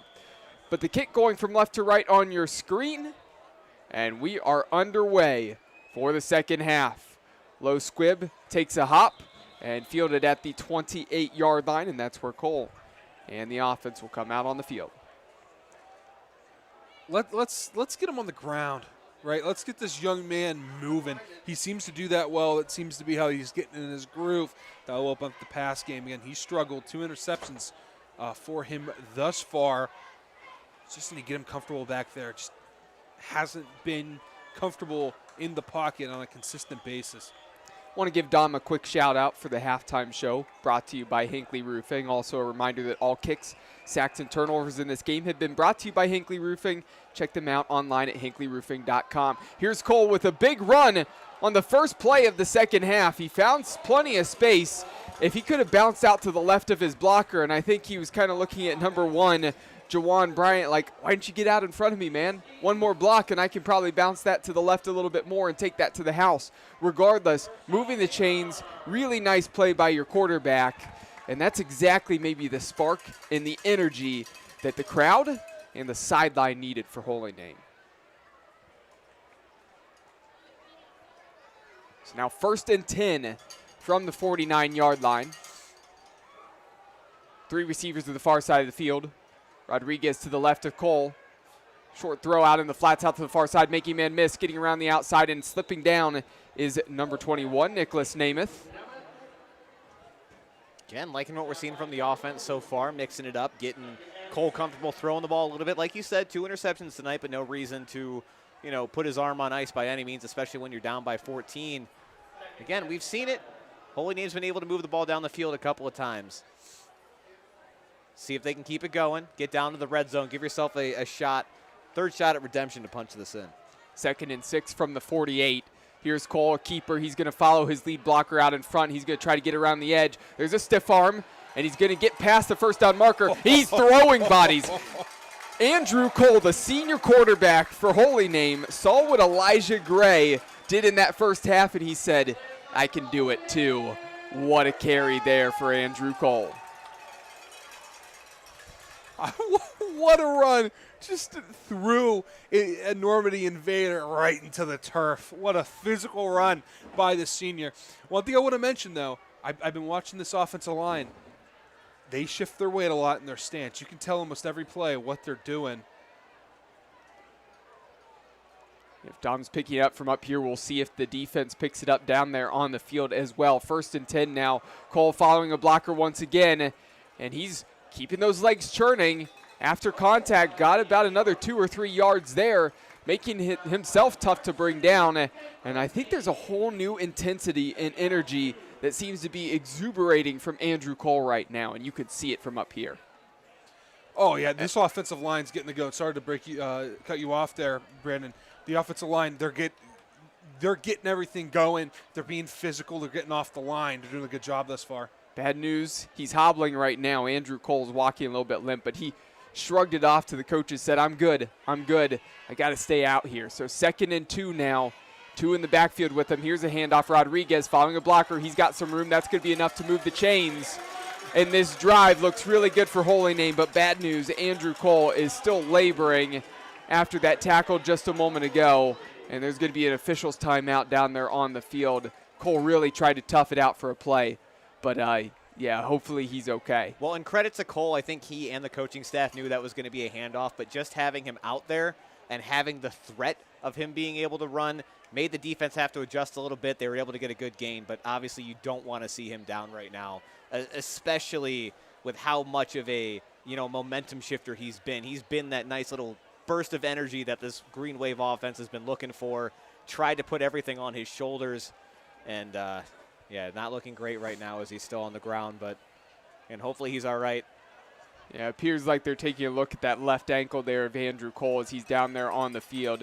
Hopefully he just tweaked it a little bit when he got tackled, and he'll end up being okay. Maybe potentially have to bring him out, wrap that thing up. But, again, the way he's moving down there, even though he's not maybe feeling the most comfortable right now, you'd think a competitor like that will want to come back here in this game, and we will see if he can do so. He's in safe hands, I'll tell you that much. I know from personal experience my senior year, wobbling home, hey, is my ankle broken or does it just hurt? That's the guy that's currently helping him out down there. He's in good hands.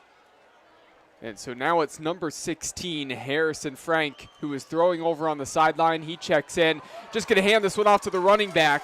And Xavier Rodriguez, the sophomore, he's throwing defenders off of himself. And he gets this one down to the 5-yard line on an excellent run. And a reminder that this trip to the red zone has been brought to you by Kelly McLean Achievement Center. Visit kelly-mac.com to learn more. 2nd and 2 from the 5. Have to get to the 3-yard line to pick up the first down. Rodriguez on the carry. Looks like he's going to get close and just enough to move the chains down at the 2. 1st and goal.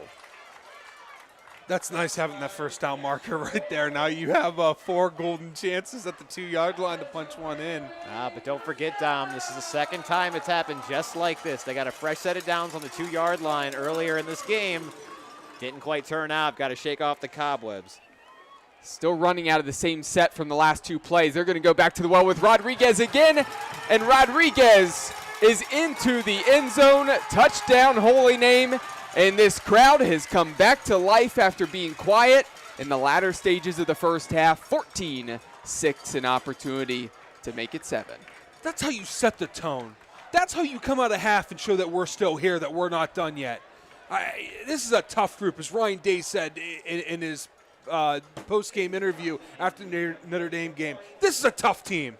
That's what Holy Name is. They proved it right there with that offensive line putting in work, and those running backs doing well. That was a good drive. Here's the hold, looks good, and that kick is up and good. 14-7, 1-score game now.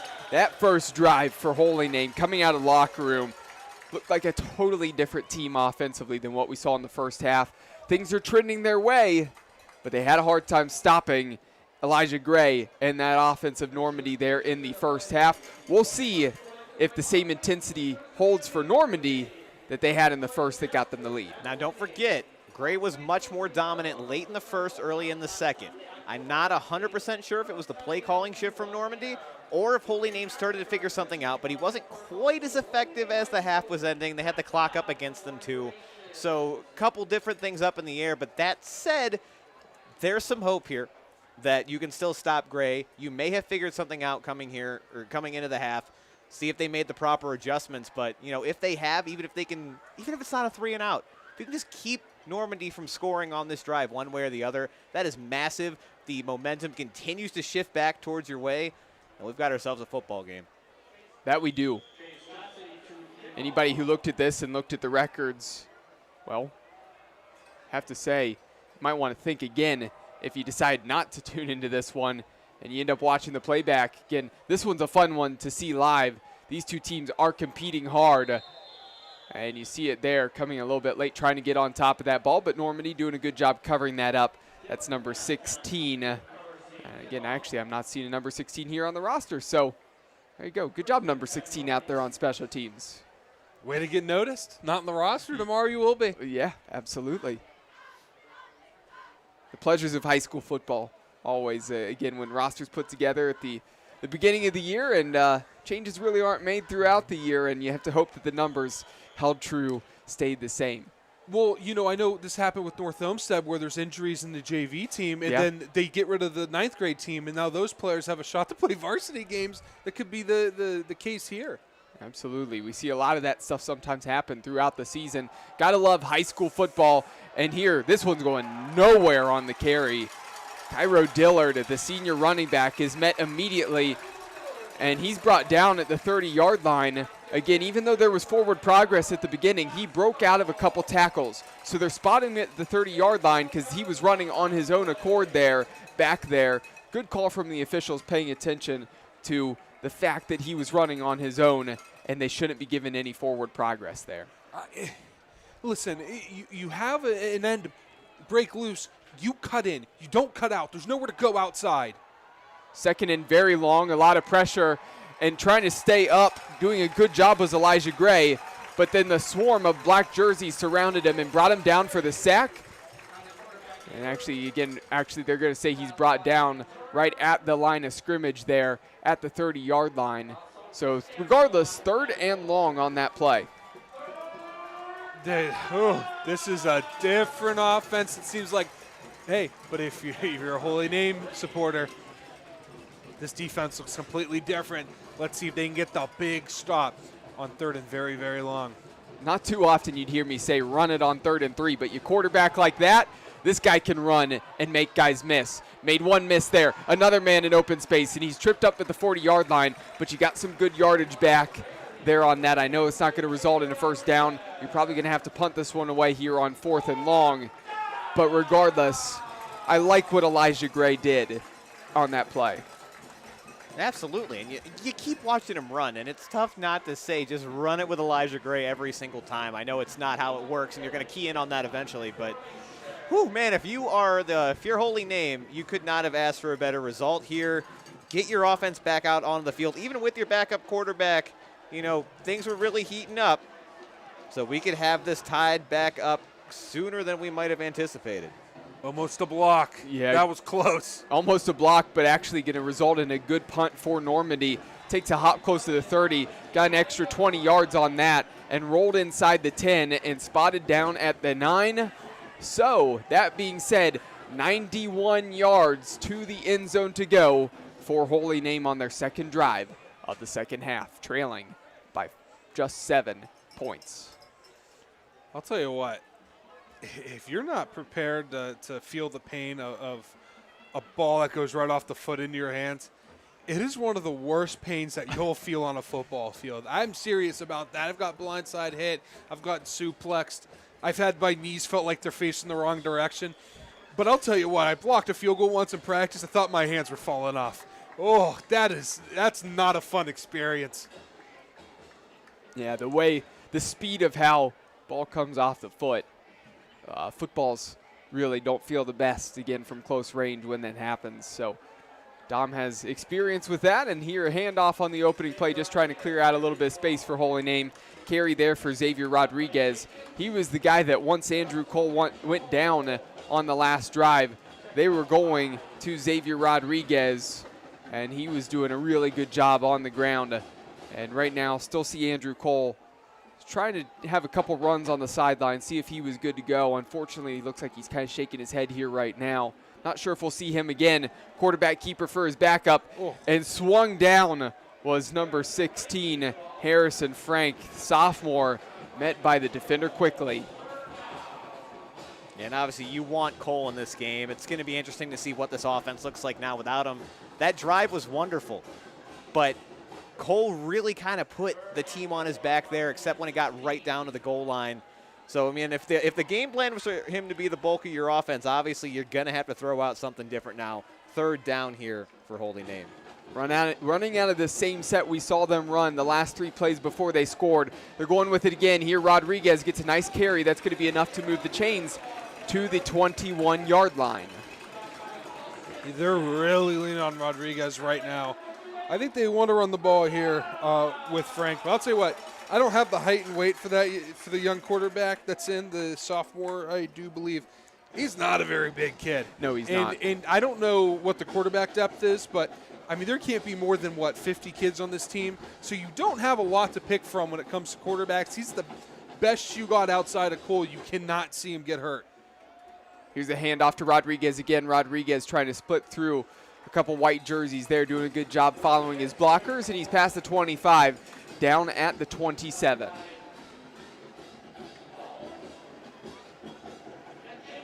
And they're doing everything they can to see if Cole's fit the play. They taped him up. He was going through some of the, walking and running, starts and goes, seeing if he's all right. And that's more to see if the player's good. Yeah, he's really still hobbling there on the sideline, but he's walking over to the coaches now. I think he's going to try to see if he can give this a go, despite certainly being much less than 100% right now. Rodriguez on the carry. He's brought down, still got a gain of a positive few yards there, despite being contacted immediately.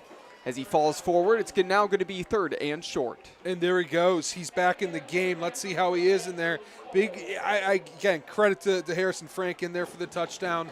It's a QB / defensive back. He did everything he could to pick up the chains and help his team get a touchdown while Cole was getting looked at. Kudos to the young fella as he makes probably his meaningful time debut here for Holy Name. Cole wants to run immediately. There's a stiff arm, and he gets the yard needed. Well, he was running better there on that play than he was over here on the sideline. Saw the fight and the intensity, the desire to get this thing done out of Andrew Cole there, and that stiff arm was just enough to fall forward and move the chains. He needed that. He needed that run. Yeah, he's hobbling, he's hurt, he's in pain. But as soon as he says go and that ball hits his fingers, the light shining down bright on him, you have 11 hungry invaders trying to get to you, and all he can think of is the task at hand. Cole back to pass. Looking down the field, he's got a man wide open, and he finds him into the open field, and headed for the end zone is number 7, Colin Daskos, the senior, and an opportunity to tie this game up. What a huge play there as Cole kept his eyes down the field, and there was nobody around Daskos. Hurt ankle, no ankle, doesn't matter. He can throw the ball for 68 yards in the tutty all the way to the crib. Oh, Cole, Brandon, we have an exciting football game between a one-win team and a no-win team. And, baby, this crowd's into it. We're into it. The PA announcer screaming there in the PA system. We have an exciting one. I'll tell you what, that's all you want in a football game, a 60-yard touchdown pass, broken coverage. We'll take advantage of it. This hasn't been the season where either of these teams really have picked up many wins, right? But I'll tell you who's winning tonight, and that's us getting the pleasure of calling this fun game.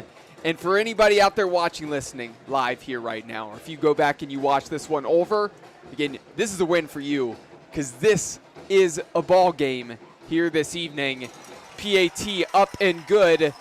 All knotted up at 14-all with just under 3 minutes left to go in the third quarter. A lot of time left in this one. Wow. Holy Name striking back. In a big way. Whatever adjustments they made at halftime, whatever speech the coach gave, it's working right now. I mean, not even, obviously you can make adjustments on the offensive or defensive side, and they have. And we've seen things a little bit differently, especially on the defensive side of the ball, I felt like. But bigger than that is just the energy that the Green Wave have come out with. And with Cole stepping back in at quarterback, you felt the energy shift back once again. He's got his team hyped up, despite the fact that he's hurt. You know, he's leading them out there. They're rallying. They're excited. They've got all the momentum right now. Normandy's got to find a way to respond here if they're going to keep this close, because right now, Holy Name is rolling. I have to say, guys, I think some of the play calling since Normandy went up 14-0, I'd like them to get back to what they were doing. I really like some of the things they were doing when they're running those QB draws up the middle and just using Elijah Gray. When you run it with your running back on first down, or you're throwing a short pass on first down, it's gotten the drive off kilter. And now on the kick, blown up and covering that one up, though, inside the 10. Maybe fortunate that number 2, Lindale Bryant, was able to keep that one for Normandy, but they're buried deep now for their offense here off of what was nearly disaster on special teams. I said it once, I'll say it again. Mistakes, you cannot have them when these teams are so evenly matched. And it looked like Normandy was really taking advantage of that earlier, right? Holy Name was the less disciplined team here in the first half. Now, you've gotten smacked in the face. Holy Name has everything clicking again. The last thing you can do as Normandy is also shift on the discipline side and start making mistakes like that. You need every advantage you can get right now to stay in this game, and they're already behind the 8 ball to start this drive. If you're Holy Name, you know they probably want to run that thing up the middle with Gray. Here is a run from Gray. He's got room, fighting space in the open field. He's carrying defenders past the 30-yard line, and that's what they needed on the first call of the drive, picking up more than 15 yards there on that carry. Really nice play there for the quarterback again. Honestly, with what Gray keeps showing me, if you would have run that play every single time since Normandy went up 14-0, I don't think this is a tie game right now. He is not, they have not shown a way that they can consistently stop this man. He's too big. He's too athletic. That time there, trying to spin out of a tackle, doing a good job.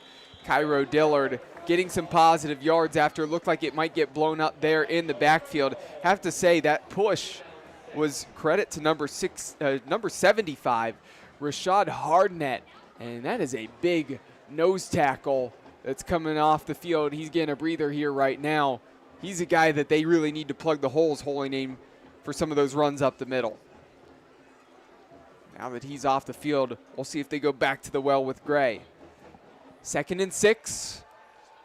Trying to find some space, and that time well bottled up, but the push keeps going. That's enough for a first down. I mean, that really should have only been a gain of 1 or 2 yards. No, instead, give him 6. Move the chains. I like this. Do you like this? I like this. This quarterback just moving the pile. Come on. This is fun football. This is great. This is a great choice to cover this game. This was a blast. This is Dom Clary's type of football. This is his bread and butter here. You know what? For my grit player list, I think I may have had my quarterback. Yeah. And there are a lot of good quarterbacks we've seen. We've seen a lot of good ones. Here he is again, and that time, Holy Name doing an excellent job. He slipped out of a couple tackles and then brought down finally for a loss of about 3 yards there. And that is a good stop there for Holy Name defensively, and we're down under a minute remaining in the third quarter. So I feel like it's not often tonight that we've seen Gray not be able to pick up a lot, but like you said, good stop there by Holy Name. Right now, Normandy taking some time.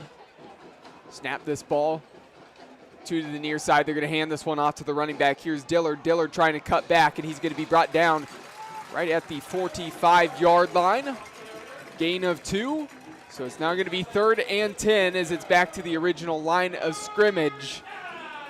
And I'm not sure if they're going to run another play here in this quarter. They did that at the end of the first. Thought they were going to let it run out, but they decided to run a quarterback draw up the middle. We'll see if they do that again here on third. I think this will be a draw. Right now, I think they're going to let the clock die down. You see the offensive coordinator waving his hands down to let it die, let it die. But the play call before that, I'll tell you what, I have the vibe.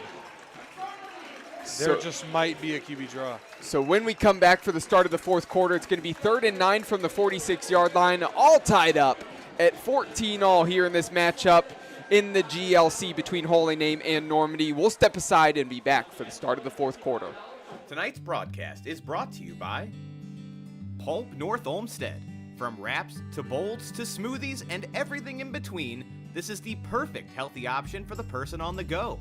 Stop in and taste for yourself at 27650 Lorraine Road in North Olmsted. Riley's Irish Bakery, the absolute best bakery and comfort food selection you will find on the west side of town. Located in the heart of Fairview, this incredible family-run business is your first, last, and only stop for the best eats. At Riley's Irish Bakery, they use the freshest ingredients to create classic Irish baked goods and savories. They are located at 22570 Lorraine Road in Fairview.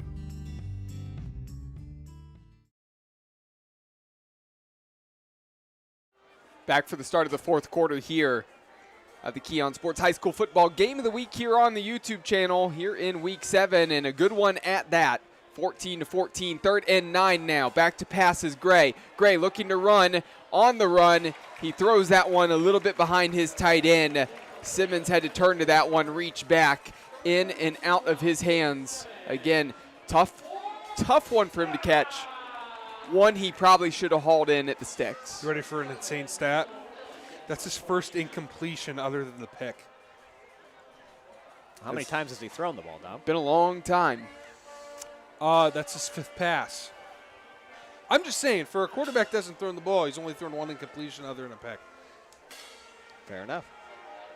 That's the other thing, too, though. We've seen a lot of drop passes from receivers on both sides. I feel like it's just tough as a receiver to get in a rhythm, when the ball's just not coming at you often. Ooh, pressure comes in. That one, again, close to blocking it. I believe that was number 7, Colin Doshkos, who he actually was the one who scored the touchdown for Holy Name, got wide open. That's 2 times in a row that he's threatened to block a punt coming off the edge. Watch out for him next time that Normandy has to punt the ball away if we see that unit out there on the field once again. And again, in a game where it's 14-14, could be the difference maker. I'll tell you what, he looks gassed. He's played special teams, both sides of the ball. Listen, man, I did that too. I went to an area where every team, your offense had almost the same exact numbers as the defense did. It just didn't change much. Yeah, he's on the bench, putting water on his back. That young man has done everything today.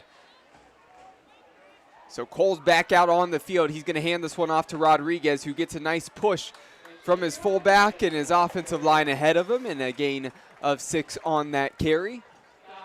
It's going to be 2nd down upcoming, and really the Invaders have not been able to stop Holy Name in this half. Only 2 offensive possessions for Holy Name in this half so far, and they've gotten 2 touchdowns, and that's why it's all knotted up here. So if you're the Invaders, you need a stop here. Here's the handoff again. Rodriguez looking to get out around the left side. He's going to be brought down before he gets to the 1st down marker, short by about a yard. And again, like you mentioned, Normandy really hasn't shown that they've got much left in the tank when it comes to stopping Holy Name. The closest they got is when Cole came out of the game for a few plays. Even then, still, Holy Name was able to put up 6 on the board. And then as soon as Cole comes back in, you get that immediate spark. They got to show that they can do something. That was a full quarter of domination for the Green Wave. Now it's time for Normandy to respond. 3rd and 1.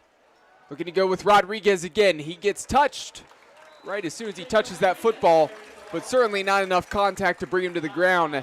And he surges past the 1st down marker, and unfortunately looks like a Normandy player is down. I believe that was Darius Calhoun, number 11, the linebacker. He was the guy who came diving in, got his right hand on Rodriguez, wasn't able to bring him down, and I think then he went to ground, and unfortunately he looks like he's in pain down there on the field. Again, hate to see that. Too many times we've seen in this game guys down on the field grimacing. Okay, a lot of injuries thus far for both sides. just hope everyone's all right. It's I love this game of football. It's been part of my life for 19 years. Played 17, and it's just a brutal game. How much I love it, you guys love it. It is hard to watch people get hurt, but sadly, it's part. He's walking off at his own power, so hopefully the young man's all right. But that's the one thing I hate, just seeing someone on the ground. It's the worst, man. Yeah, absolutely. Definitely something with sports in general where, you hate injuries, but at the same time, too, it's also probably a good toughness thing, too, right? Where when you do, I guess, have some injuries and you have to recover and come back from stuff, it does teach you some life lessons and things that I learned from my playing days, too, coming back and battling through some of those things. So back in action following the injury timeout out on the field. It can be a handoff to Rodriguez again. Again, we have not seen much of the senior, William Dix Jr. Rodriguez has been shouldering the load, and he's been doing a really good job in the second half. He's falling forward. He's fighting for every yard.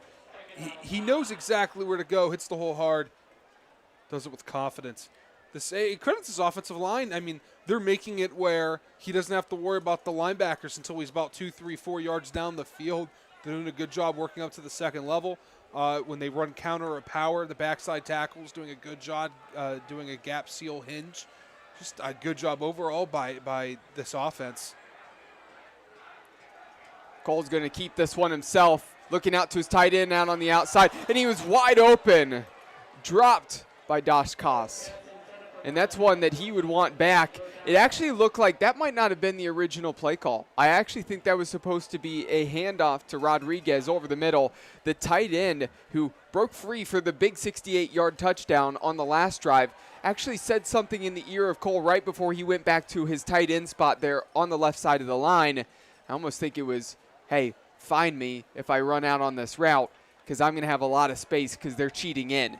Unfortunately, as he turned to that football, didn't make the play. 3rd and 5 now. Cole's going to keep it in the air. Sidearm. He's got a man wide open who turns upfield. That's going to be enough to get the first down and some. Needs a block out in front. Cutting in. Need to beat one man. Unable to beat the final guy as the tackle is made by Austin Stash. But number 21, Nicholas Namath, picked up the huge first down and put the Green Wave into the red zone. What did I say? That young man had 2 drops in the end zone. He just made up for it. We used to always say when someone make a mistake, make up for it next. Make up for it when you have your next opportunity. Make a play that you even forget about those mistakes. That's what that young man just there. That's great effort. That's why I love this game right there. Dom is thrilled, slapping the table from what he's seen here in this football game, and it has been a fun one. It's been physical. It's been competitive. Been impressed with what we've seen from both of these teams. They're on the run on that 1st and 10 play. Now going to set up 2nd and 6. Unfortunately, another player down injured here. And this is the second time we've seen Jacob Haverneck down here tonight. Had the big collision on that interception. Now he's down at the 5-yard line. Medical staff out to take a look at him. Again, hope it's nothing serious and he's able to come back like he did in the previous injury earlier. Training staff been busy tonight. Again, doing a good job on both sides of their training staff. Yeah, we don't talk about it enough, how the training staff, how hard they work day in, day out, late nights, early mornings if they're working at a clinic. So kudos to all the athletic trainers we've never mentioned before that, make sure these players are on the field and they're safe and their injuries are getting treated and they're rehabbing properly. And, yeah, they're part of the reason why we're, high school athletics and college athletics are a thing. Yep. And good news here is Jacob Haverneck is up, walking under his own power. Again, definitely laboring here right now, but good to see him up. So that's been a good sign. All these injuries we've seen tonight, at least the players, they've been able to get up and hobble off, and then after a little bit kind of regather, regroup, and we've been able to see them come back in, fortunately. So now 2nd and 6. A reminder that this trip to the red zone has been brought to you by Kelly McLean Achievement Center. Visit kelly-mac.com to learn more. Tied up at 14 all. 14 unanswered so far for Holy Name, and they're looking to score again. Handoff to Rodriguez up the middle. He gets past the 5-yard line and brought down at the 4. And now it's going to be 3rd and short. So right now you want to run a bear. You want your defensive ends or outside linebackers, whatever you want to call them at this point, but your outside rushers, you want them to squeeze down. You want them to condense and ride that hip to make it where there's not much of a hole to get through. Great defensive play. Rodriguez still slipped past the tackler there in the backfield. Again, getting in there immediately was Darius Calhoun, and Calhoun, that was similar to the play where he got hurt just quite a few plays ago on the other side of the 50-yard line, where he was the first one in there, couldn't make the tackle, and then he was down. He's still laboring there, but that initial explosion past his line and getting into the backfield made it so that Holy Name, they now have to settle for a field goal attempt from short here. So 4th and 3. And here's the field goal, and that's blocked. That's a live ball. That's a live ball. And it's down right around the line, and Normandy falls on it. That kick came off low for number, I believe that's number 35, Chase Jazitti. He's a junior, and he put that one up a little bit too low. Didn't get the elevation that he would have wanted on that kick. And because of that, big Paul there of special teams unit for Normandy keeps this thing tied up, 14-14. Two things. Harped on it again, mistakes. Mistakes are going to be what is going to eventually lose you this football game. Second, though, and a little bit more concerning if you're Holy Name. Obviously, the game is tied. That's great. 4 trips to the red zone now. 3 times you've come away with nothing. That is an adjustment you're going to have to make if you're hoping to be successful going forward. Yeah, not a great stat for Holy Name tonight. And Brandon spot on there. A lot of points left on the board for the Green Wave. Can Normandy take advantage? They're going to go with the quarterback run and just a little pirouette. A little calm, cool, collected spin there from Elijah Gray as he surges forward for a couple yards there on that carry. Certainly not one of his bigger carries on the night, but doing a good job there through the tight space to still come away with a gain of 5. They have to capitalize on this opportunity. There's 7 minutes left. The way they play, they can probably drain 4 to 5 minutes of that clock the way that they just don't have to throw the ball to move the chains. You can get in the field goal range and be able to win this game here if you're the Invaders. Here's the handoff for the Invaders. Going to be close to the first down marker. Looks like just enough there for number 30, Andre Jenkins, on that carry. They're actually going to say maybe just a touch short. Nobody's given the motion to move the chains. So 3rd and maybe a couple inches. And there we go. The center official, he decides they're going to move that thing. Looked like they had a conversation, the far side official and the center official. They weren't sure if it was short or exactly there. And the final decision was move the chains, and probably the right call, at least from our angle up here. 2 receivers to the far side, still 2 in the backfield with Gray. It's been a great formation where he's been able to get blockers out in front. Instead, they're going to hand this one off to Dillard. Dillard trying to switch the field, and this play turned into a disaster. Major loss of yardage there for Normandy, and that's the last thing you needed. You don't want to harp on a kid too much, but that's the second time now Dillard has just tried to play hero ball. Took the words out of my mouth, Brandon. You just, at some point, you have to realize that there's not a lane for you. You just jut forward, try to get the yard or 2 that you can, or minimize your loss. But, man, that's 2 times now. He's put the Invaders in very tough situations. I like to call that LaShawn McCoy disease. You just go 10 yards backwards every time. Sometimes you might go 20 forward, but you're going 10 yards back regardless. So an empty set now for Gray on the run and trying to get out around the right side. He's cutting back in the middle, staying up on his feet, needing a push from his offensive line, and now back to the original line of scrimmage. So it's going to be about 3rd and 10 now coming up after that play. That should have been a first down. That's what you have to think. That should have been the first down. Cannot go backwards. Again, if you get caught behind a line of scrimmage, try to make a play without going so far back. Not every time you can cut back like that. Only cut back when you really feel it, and he has no sense of when to do it. It just he can't do it. Just can't. So now here on 3rd and 10. Gray scrambling, trying to cut in. He slipped through a tackle. Looked like he was going to be brought down on the run. Sets his feet. He's got a man wide open downfield. He finds him. Stash in open space. No one's going to catch Stash. to the 5, and into the end zone. The Invaders take the lead again. That's 81 yards. What a ball game, gentlemen. Wow. He gets caught there in the center, starts running around. Do we have a flag? Oh. Boys, it's not going to count. Wow. Wow. Looked like an incredible play there. It looked like a surefire sack there as Elijah Gray, you saw a ton of that shoulder pad jersey was wrapped up in the hand of the defensive lineman. He got spun, somehow stayed on his feet on the run, kept his head down the field. He saw his senior wide receiver Stash wide open and did a great job setting his feet, throwing it down the field, hitting Stash, and no one was going to catch Stash. And what felt like for Normandy, that I know there's no roof on this place, but if there was and this was a dome, the roof would be flying off as the visitors were thrilled for what they thought was a go-ahead touchdown, chance to win this thing on the road. And now that kills a little bit of the momentum that you had. A penalty brings it back after an incredible play.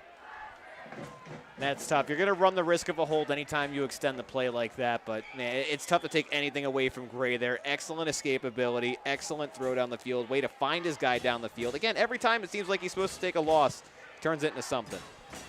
So now, 3rd and 14, Gray back to pass. He's looking to his left, pressure in his face, trying to escape, ball's out. It got stripped, but he fell back on it at the 6-yard line. And now the special teams unit, they're going to be punting from deep in their end zone. Now, mind you, tie ball game, right? You don't have as much room to punt this one. Remember, the last 2 punts, you've had plenty of room, and still, you've had it almost blocked by number 7, Colin Doskos. Watch out for him coming off the edge. They should send the pressure if you're Holy Name, because this could be dangerous. You send the house. I don't even like that they have 2 returners here. You got to send the house. Looks like they're not going to send a whole lot of pressure. Going to get an easy punt away. This one hangs high up in the air. It's going to take a hop at the 35. It actually kicked back to the 26-yard line. Fortunate bounce there for Holy Name. Incredible field position coming up now with 3.5 minutes left to go. Well, I think the reason why we didn't see a push, their main rusher there on the punt block team, he's on the sideline currently, getting looked at. Looks like he's going to go back in the game, but I think that's why we didn't see a push there. I think he was the main one doing so. Yeah. So now, this game has been wild. Looked like Holy Name had a great opportunity to take the lead. Field goal blocked. Had to settle for that field goal anyway in the first place, and you didn't come away with points. And now, then it looked like Normandy struck back with a massive 80-plus yard touchdown pass. No, it's brought that back because of a penalty. So we're still sitting here at 14-14. And now Holy Name has plenty of time here in great field position. And they're going to run this one with Cole. Cole has a blocker out in front of him. He's going to slide down close to the 20-yard line. And again, mentioned plenty of time on the clock. Now in the red zone. A reminder that this trip to the red zone has been brought to you by Kelly McLean Achievement Center. Visit kelly-mac.com to learn more. Also want to mention all kicks, sacks, and turnovers in this game have been brought to you by Hinckley Roofing. Check them out online at hinkleyroofing.com. Can I remind you, gentlemen, what happened last time we were here? How about you go ahead and remind us? I think we both remember, but for the listeners out there. North Ridgeville game-winning field goal. This side of the field is what we saw. I believe that was a tie ball game as well. That it was. Last time we were on this field, got the walk-off kick there, and potentially this is setting up for another walk-off kick unless something else happens here.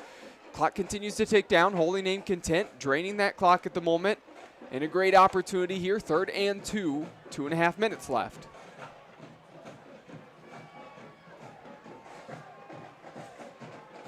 So now, Cole with Dix Jr. in the backfield. Hasn't touched the football much. And a great run for him, showing off the power, diving forward, getting past the first down marker, moving the chains as he's brought down at the 14. Another player down for the Invaders. You know, last night, I was talking about Akron on the Money on the Mac podcast. My dad catches it on YouTube or on Spotify or anywhere you get your podcast, where we talked about Akron struggling to figuring out how to win. It is hard to win when all you know is how to lose. There's 1,000 ways to lose. There's also another 1,000 to win. Sometimes when you keep finding all those ways to lose, it's hard to figure out how to win consistently. It's easy to find a few stragglers here and there of wins. But right now, it shows for Normandy that, they get this lead and they don't know how to keep it.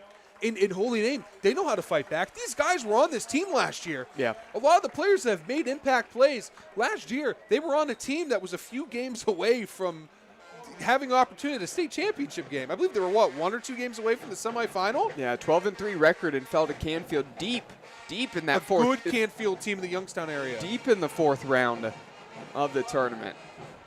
I mean, they didn't lose to no chumps down there in Canfield. No. Those are corn-fed kids down there in Canfield. Nothing but the fair down in that part of Youngstown.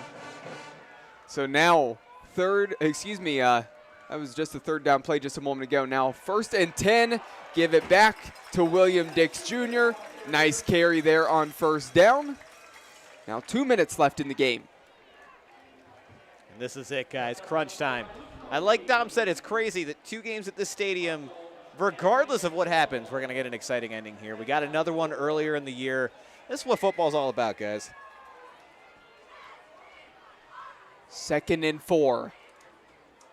This might be a run to the right. I don't know who's going to take it, but that running back there on the right, he's way too far forward. From the 7. Here's a snap to Cole, handing this one off to Dix Jr. Dix Jr., he's brought down immediately. Actually lost about 1.5 yards there on that carry. Nice play there by the defense of the Invaders. So the interesting thing, too, is the similarities between those 2 games, right? It was North Ridgeville coming on the road, getting the walk-off game winner against North Royalton. That was a game where North Royalton ran the ball very well. North Ridgeville ran the ball very well. It was a run-based game. Sure, a couple passes here and there, but in general, run was what was the main focus, run and defense. Same thing here tonight. It's been the run for both of these teams. There's been a couple big pass plays, but in general, the run has been what Holy Name needed to establish in the second half. They did it. The run was what Normandy started off with in the first half, and they did it well. The similarities are very evident. Yeah, on top of that, too, obviously it's hard to pick a favorite in this game. Both teams not having great records, but if anyone would be, it would have been Holy Name having the 1 win on the year. They struggled in the first half, much like North Ridgeville did as the favorite against Royalton. And then the script kind of flipped that second half. They took momentum back and put themselves in position for that game winner. So again, eerily similar. Let's see if we have a similar result. I mean, talk about a slugfest. 14-14. Both teams mainly running the ball, even with their quarterbacks. I mean, come on. This is great football here. I mean, you can find a air the ball out 27 points, 30, 40-point game anywhere. 3rd down from the 9. And looks like a timeout for Holy Name. They wanted to see that defensive set there for the Invaders there before that play. And they got the look that they wanted there. So they're going to take the timeout, talk things over.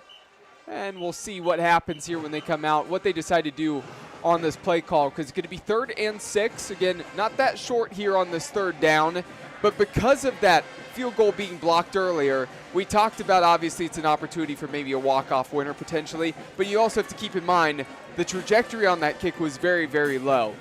Looked like the snap was good, looked like the hold was good, maybe just not the best kick on that trajectory. Is this potentially a call where you know this is maybe 4-down territory for you and you're thinking, you know what, we're not going to kick it, we're going to see if we can get it? I don't know. It will depend. If they go to the ground, you'd have to think they're stating that this is 4-down territory now. I think it was the snap that got messed up last time. We just saw the holder there practicing the hold. I think they're going to kick it if they need to. Here's a carry up the middle for Dix. They're not going to have to, as he's going to push close to the end zone. He stopped just short. That white wall there of the Invaders kept him out of the end zone. But that actually might help Holy Name, because even though they didn't score there, they got a first down, opportunity to kill a little bit more clock if they want to here. Here's the run with the quarterback, and Andrew Cole slips through some tacklers into the end zone. Holy Name, their first lead on the night, 20 unanswered points. My goodness, just ran it down the throat of Normandy. They weren't taking any chances. They weren't doing anything funny. They know what their record has been in the red zone tonight. And man, they didn't care. They redeemed themselves, finally put themselves up in this game. Minute 7 to go. Hopefully that's enough. You're still going to have to come out and play defense. But man, what a redemption arc for Holy Name, coming back from 14 unanswered, now up with just a minute 7 to go in this one. So the lefty kicker and Josetti has an opportunity here to extend this lead to 7. This one's up, and this one is good on the PAT. 21-14. Holy Name, the Green Wave, looking to go to 2-5 overall and move to 500 in the Great Lakes Conference. Normandy, they had a great opportunity here tonight to end a losing streak that's been pretty significant against Holy Name, get their first win on the season. They played great tonight. Second half, your defense has been on the field a lot more. You haven't moved the ball quite the same offensively, but you do still have a minute and 7 seconds left. That is enough time to still get down the field. Just know you're probably going to have to go to the air. Watch out for the receivers in Stash as well as Kanicki and some of those guys. And the one advantage you have right now, if you are Normandy, you have been the more explosive team tonight, right? We have seen Gray go out there and make plays himself. We've seen him hit receivers deep. We've seen big runs. So you have the ability to break off the big play. Now it's just the time to execute it. Just a minute left here in the game. You know, they're a run team, and Brendan hit it right on the nail there, but they have that big play potential every time they touch the ball, pass, throw, doesn't matter. They're going to, you've only 2 timeouts, they're going to give you these runs there, but they're going to look to corral at the ball. You have an opportunity here to get some big yards and get close. Here on the kickoff, another squib. That one's picked up right around the 30-yard line, brought out past the 30, down at the 32, and that is where Elijah Gray, the junior quarterback, leads his offense out on the field, looking to make a comeback now that they're trailing the first time tonight, but only a minute left. You have a young offensive coordinator, first time doing it. You have a young quarterback, a junior. Let's see what they do together. They know, they've known each other for 2 years. They're comfortable with each other. They know the strengths and weaknesses of this Holy Name team. They know how to get in the end zone. Let's see what they draw up here. I think the play clock may have already started here, so I'm gonna have to get to the ball here quick. And we'll see how Holy Name defends this, right? If they really key on the wide receivers, there could be room up the middle potentially for Gray to take off and run, which we know he likes to do. Back in the gun, this snap's high. He gets his hand up there, bats it down. He's trying to run, steps up into the pocket, launches it down the field, looking for his receiver, and that's a completion down at the 30-yard line. Coming back to that football is Austin Stash. Couldn't stay on his feet. If he stayed up, he might have been able to take that one to the house. Regardless, huge first down and only 7 seconds taken off the clock. Oh, we ain't done, boys. Like I said, they're going to clock the ball here for Normandy, but whew, despite the fact that they are 0-6 on the year, to have this explosive of an offense and this explosive of potential, it is crazy to me they have not been able to snag one so far. Huge play, though, for Gray, who's come up time and time again for the Invaders tonight. And, you know, their offense has not been the problem for this team. I think Cole had the stat. I didn't write it down.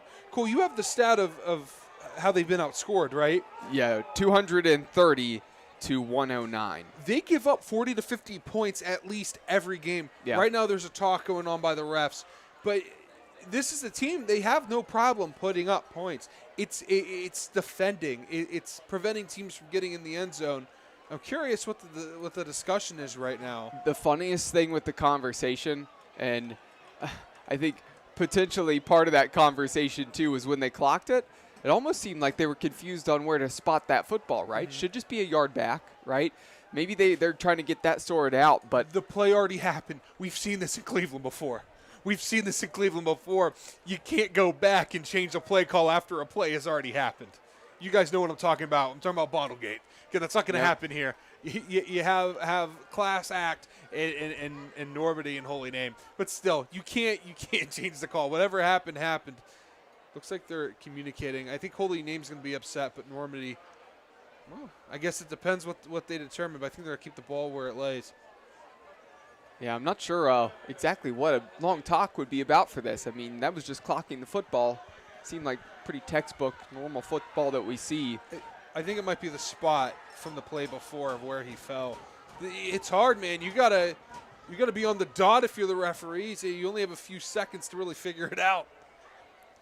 Hey, I mean, these guys are doing college football games, right? This isn't the NFL, and we've seen NFL officials make mistakes. Yeah. Think about the Amari Cooper catch along the sideline where they said he stepped out the other day. Oh, he wasn't even close to stepping out and touching the white. So it happens at every level there. If you're an official, you have a couple split seconds, and we see them make the mistakes even at the highest level too. But there, I actually think the officials were pretty close on the spot. I don't think there's a ton to complain about there. Should be 2nd and 10 now. Still says 1 there on the chain gang, and that one thrown into the ground, so incomplete. So this should be 3rd down now, but they just put 2nd there out there. I'm thinking the discussion was around where the player initially went down on the catch on that first play. So the play where Normandy spiked it never actually happened, therefore 2nd down now. But clocking the ball is still a play. I don't think they called it. My only guess here is, if they're still calling the 2nd down, is that they called that dead to discuss the play previous. So they're not even counting that play as a play. Right. They hadn't had it set, whistled it in to be live. Interesting.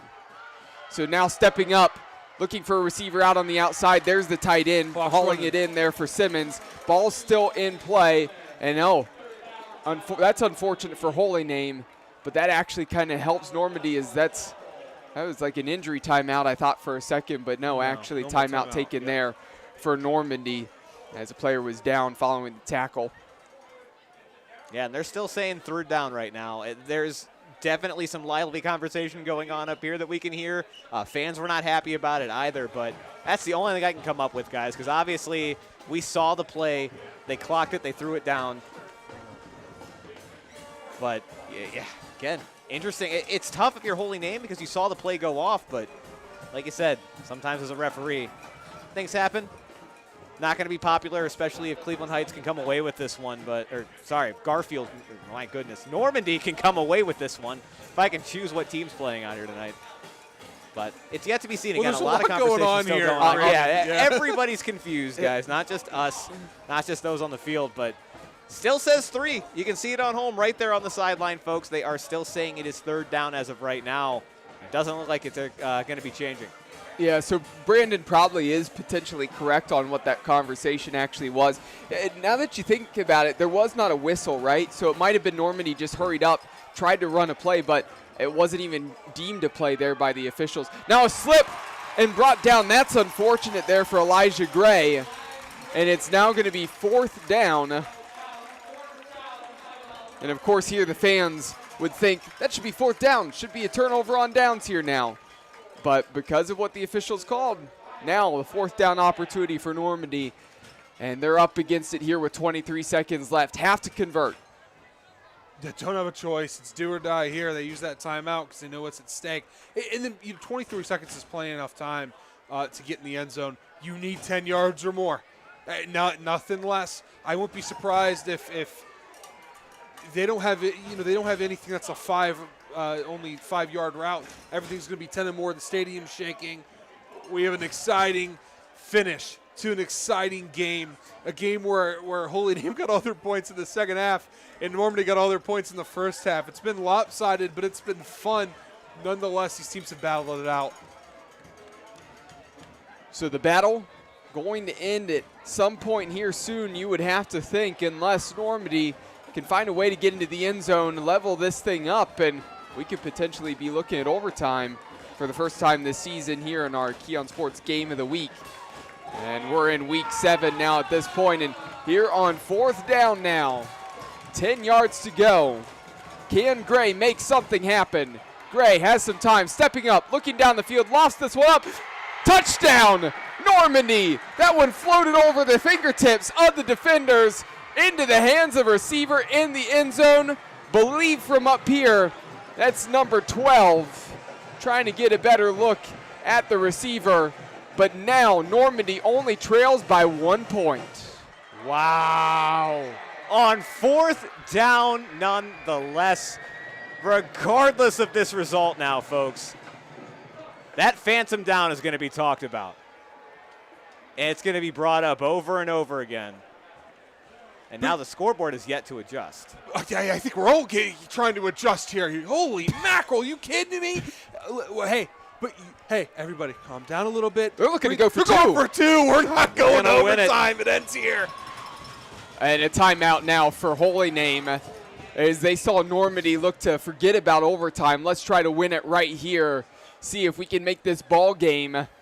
And yeah, you're right. Scoreboard still hasn't adjusted. There it goes. Finally, 21-20 up on the board. We'll see if Normandy comes out with the PAT unit and try to kick this thing. You know what? Why not go for 2? You're 0-6 this year. This is the closest you've gotten, right, to have a chance to win this game. The momentum is on your side right now. You just drove the ball 70 yards down the field. Go for it. Hey, you know here. There's rules. I didn't make them. You didn't make them. No one made. We don't know who made them, but there's rules. When you're the away team and you have a chance to take the lead with seconds left on the clock, you choose to take the lead rather than go to overtime. For the home team, you choose to go to overtime if you have the choice. You choose to be a little bit risky when you're the underdog on the road. Tell you what, how about that throw on 4th and 10 there for Elijah Gray, stepping up, launching that one towards the end zone. I think that was the first time I couldn't see a number in the end zone because there were 2 black jerseys right in front of the receiver. I thought one of them came down with it. It dropped in just past the fingertips of the defenders. That thing had to be pinpoint and precise. Going for 2 still here. 2-point conversion to try to win the ball game. This thing blown up. Holy Name.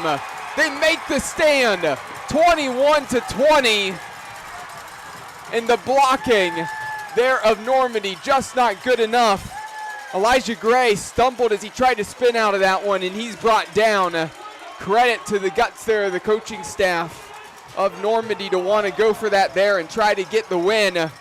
But Holy Name did what they needed to be done there on that play. It's crazy. We talked the whole game about how Holy Name struggled in the red zone. And what it comes down to is one massive stop by the Green Wave when Normandy is coming down. All they needed was 2 yards to win this thing. And huge step up by the Green Wave, pushing through, knocking Gray down. And, man, barring something crazy, coming away with a well-deserved victory. You know, they've gone through all the emotions today. They were down 14-0 at half. They surged all the way back to tie it. They took the lead. They saw Normandy march all the way back down the field, score the touchdown, to do all of that and then still stop the 2-point conversion, potentially come away with a win here today. You've got to be thrilled with that if you're a fan of the Green Wave. I have to say, you know, regardless of how this one ends, I mean, still there's 15 seconds left. If something crazy happens, right, Normandy could maybe try to find a way to somehow come away with this one, but everything trending the way of Holy Name right now, and unless there's anything crazy here at the end, I think the Green Wave, they're going to move to 2-5 and a 1-point victory here tonight. But for anybody who's a supporter of Holy Name, if you actually lost this game to Normandy, of course, we would hear about that strange call, right? We've heard about things that have been coined in football, right? The Bush push, right, between USC and Notre Dame. The butt fumble, Mark Sanchez. We could run through all the things that have been given titles, right, because of the prominence for a weird situation. Well, this would have been probably the phantom first down, right? And you would have heard about that for years, about the potential phantom first down and what happened there. Regardless of what the call was, Normandy still trails by a point now after trying to go for 2, failing on the conversion. Have to send this one away. But again, we've seen a lot of special teams errors between these two teams. they've been able to usually fall on the ball and not turn it over off their own mistakes, but it has not been clinical for either of these teams on special teams. We'll wait and see here on the onside kick. This one hits hard and bodies on the ground, and I do think that Holy Name ended up getting to that football. There's a pile right now. The officials are going to take a look. No way! Football. No Normandy way! comes away with it. It hit the chest of a Holy Name player, and it bounced back, and the white jerseys got down to it really at the same time as the black jerseys, and Normandy comes away with the football. Unreal. This game is like a carnival ride. Topsy and turvy, and we're going all over the place here, and if you're along for the ride, you may feel like you're going to get sick because the whelm of emotions going on right now. But for everybody who just cleared out of the stadium, you might want to think about coming back in. Gentlemen, I don't know if either of you are religious men, but the football gods are shining down on Normandy right now. They want to see them win this game. Again, we've seen the explosive plays. They've got an opportunity to do it. 13 seconds, more than enough time for this offense to march down the field. 13 seconds left, 1st and 10 from the 49-yard line. Empty set for Elijah Gray. We saw the strike down the field, a gorgeous throw that led Normandy into the end zone where they got the touchdown. You can run 2 plays, 13 seconds, get to the chains, you run out of bounds, or you get that first down in bounds, then you throw it deep. Gray back to pass. He's pressured, has to spin out of some pressure. He's running backwards, showing off the speed. He's going to have to launch a throw. Has a man wide open down the middle of the field. Cutting back. There's not going to be enough time left. 1 second, 0 seconds. Holy Name wins the ball game off of a throw down the middle of the field completed to Cairo Dillard, and he's brought down at the 24-yard line, and that is ball game. Triple zeros on the clock, and the pandemonium of this game here from Serpentini Chevrolet Stadium is finally over, gentlemen.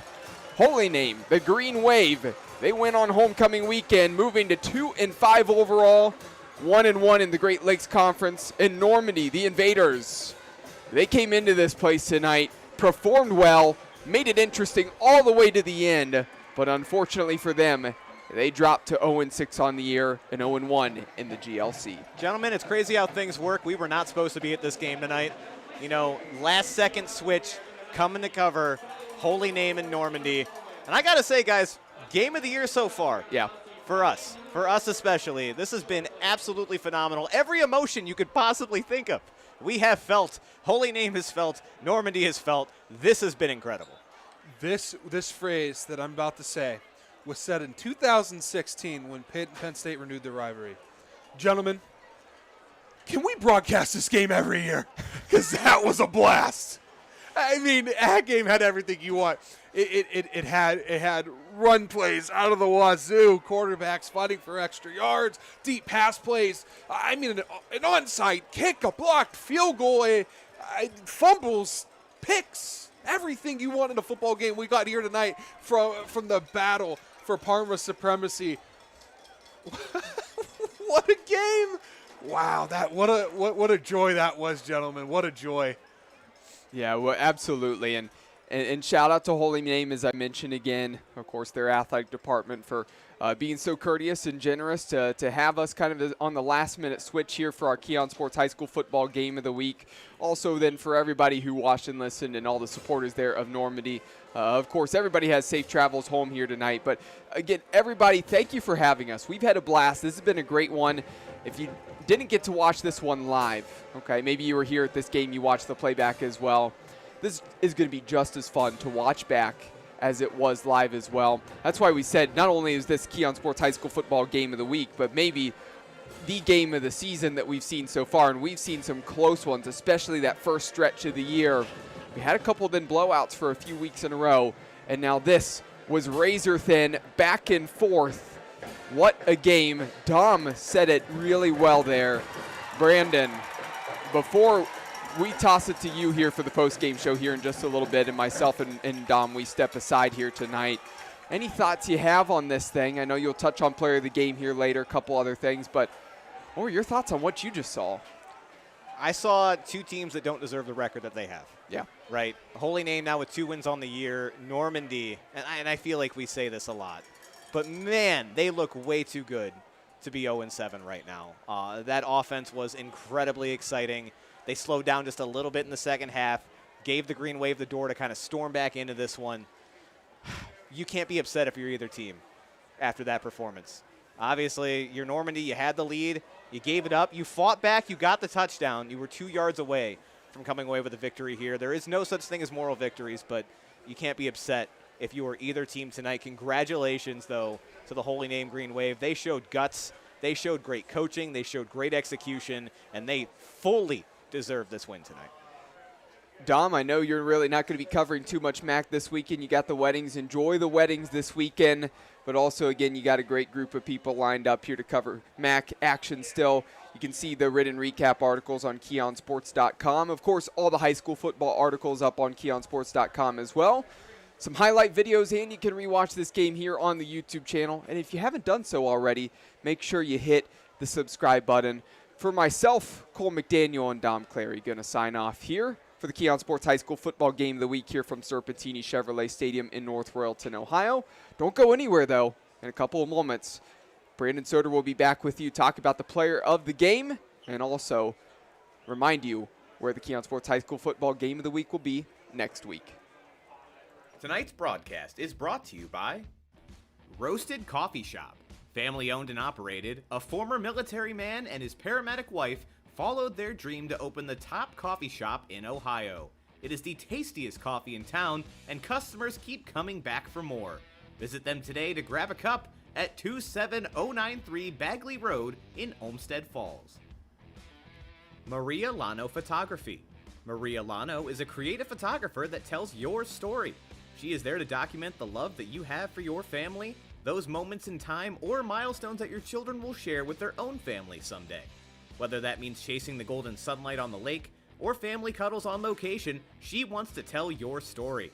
Her goal is for you to look at these photos on your walls and remember how magical you felt in that exact moment in time.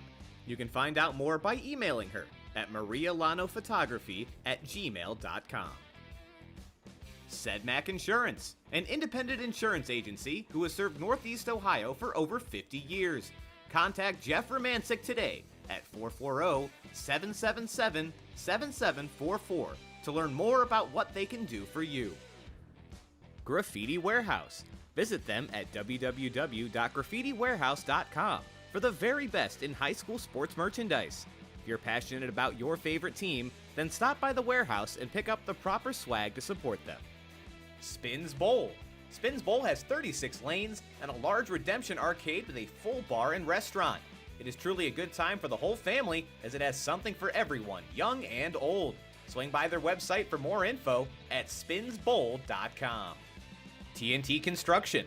They provide residential and commercial remodeling, construction, and building services to clients in Cleveland and all of Northeast Ohio. Look them up today at tntcleveland.com. Village Coffee and Creamery. From the founders of Nancy's Main Street Diner comes Village Coffee and Creamery. They have everything from dessert, lunch items, and coffee to ice cream and every kind of sweet treat you could think of. They are located at 486 Main Street in Grafton. ECI Photography with David Chapinski. ECI is all about sports photography, sports portraits, and senior images. ECI has been around since 2015 and has captured in-game images for parents and athletes, from Pee-wees to high school, universities, Cleveland sports like the Cleveland Charge and Monsters, as well as the pros with the PBA and the Cleveland Guardians. He is always right in the action on the sideline. He offers many options, but the most popular is the 20 in-game images delivered right to your phone within 48 hours after the completion of the game. Sports portrait sessions include fog, lights, and a minimum of 45 minutes in front of the camera. Last but not least, he has been shooting for Keon Sports for the past 3 years. Contact him at eciphoto15@gmail.com, by phone at 440-396-2790, or through his website at www.eciphotography.biz. Scalpers Bar and Grill. Since 1994, Scalpers Bar and Grill has offered guests from all over Northeast Ohio the hottest in entertainment options. Over 20 big screens, great drink prices, and an array of video games, a private basement room, and an extensive menu, Scalpers offers something for everyone. Their legendary menu features award-winning wings, mouth-watering burgers, and fresh, crisp salads. Now patrons can enjoy these great tastes from 11 a.m. till 2 a.m. every day. Stop in at 5718 Mayfield Road in Lyndhurst.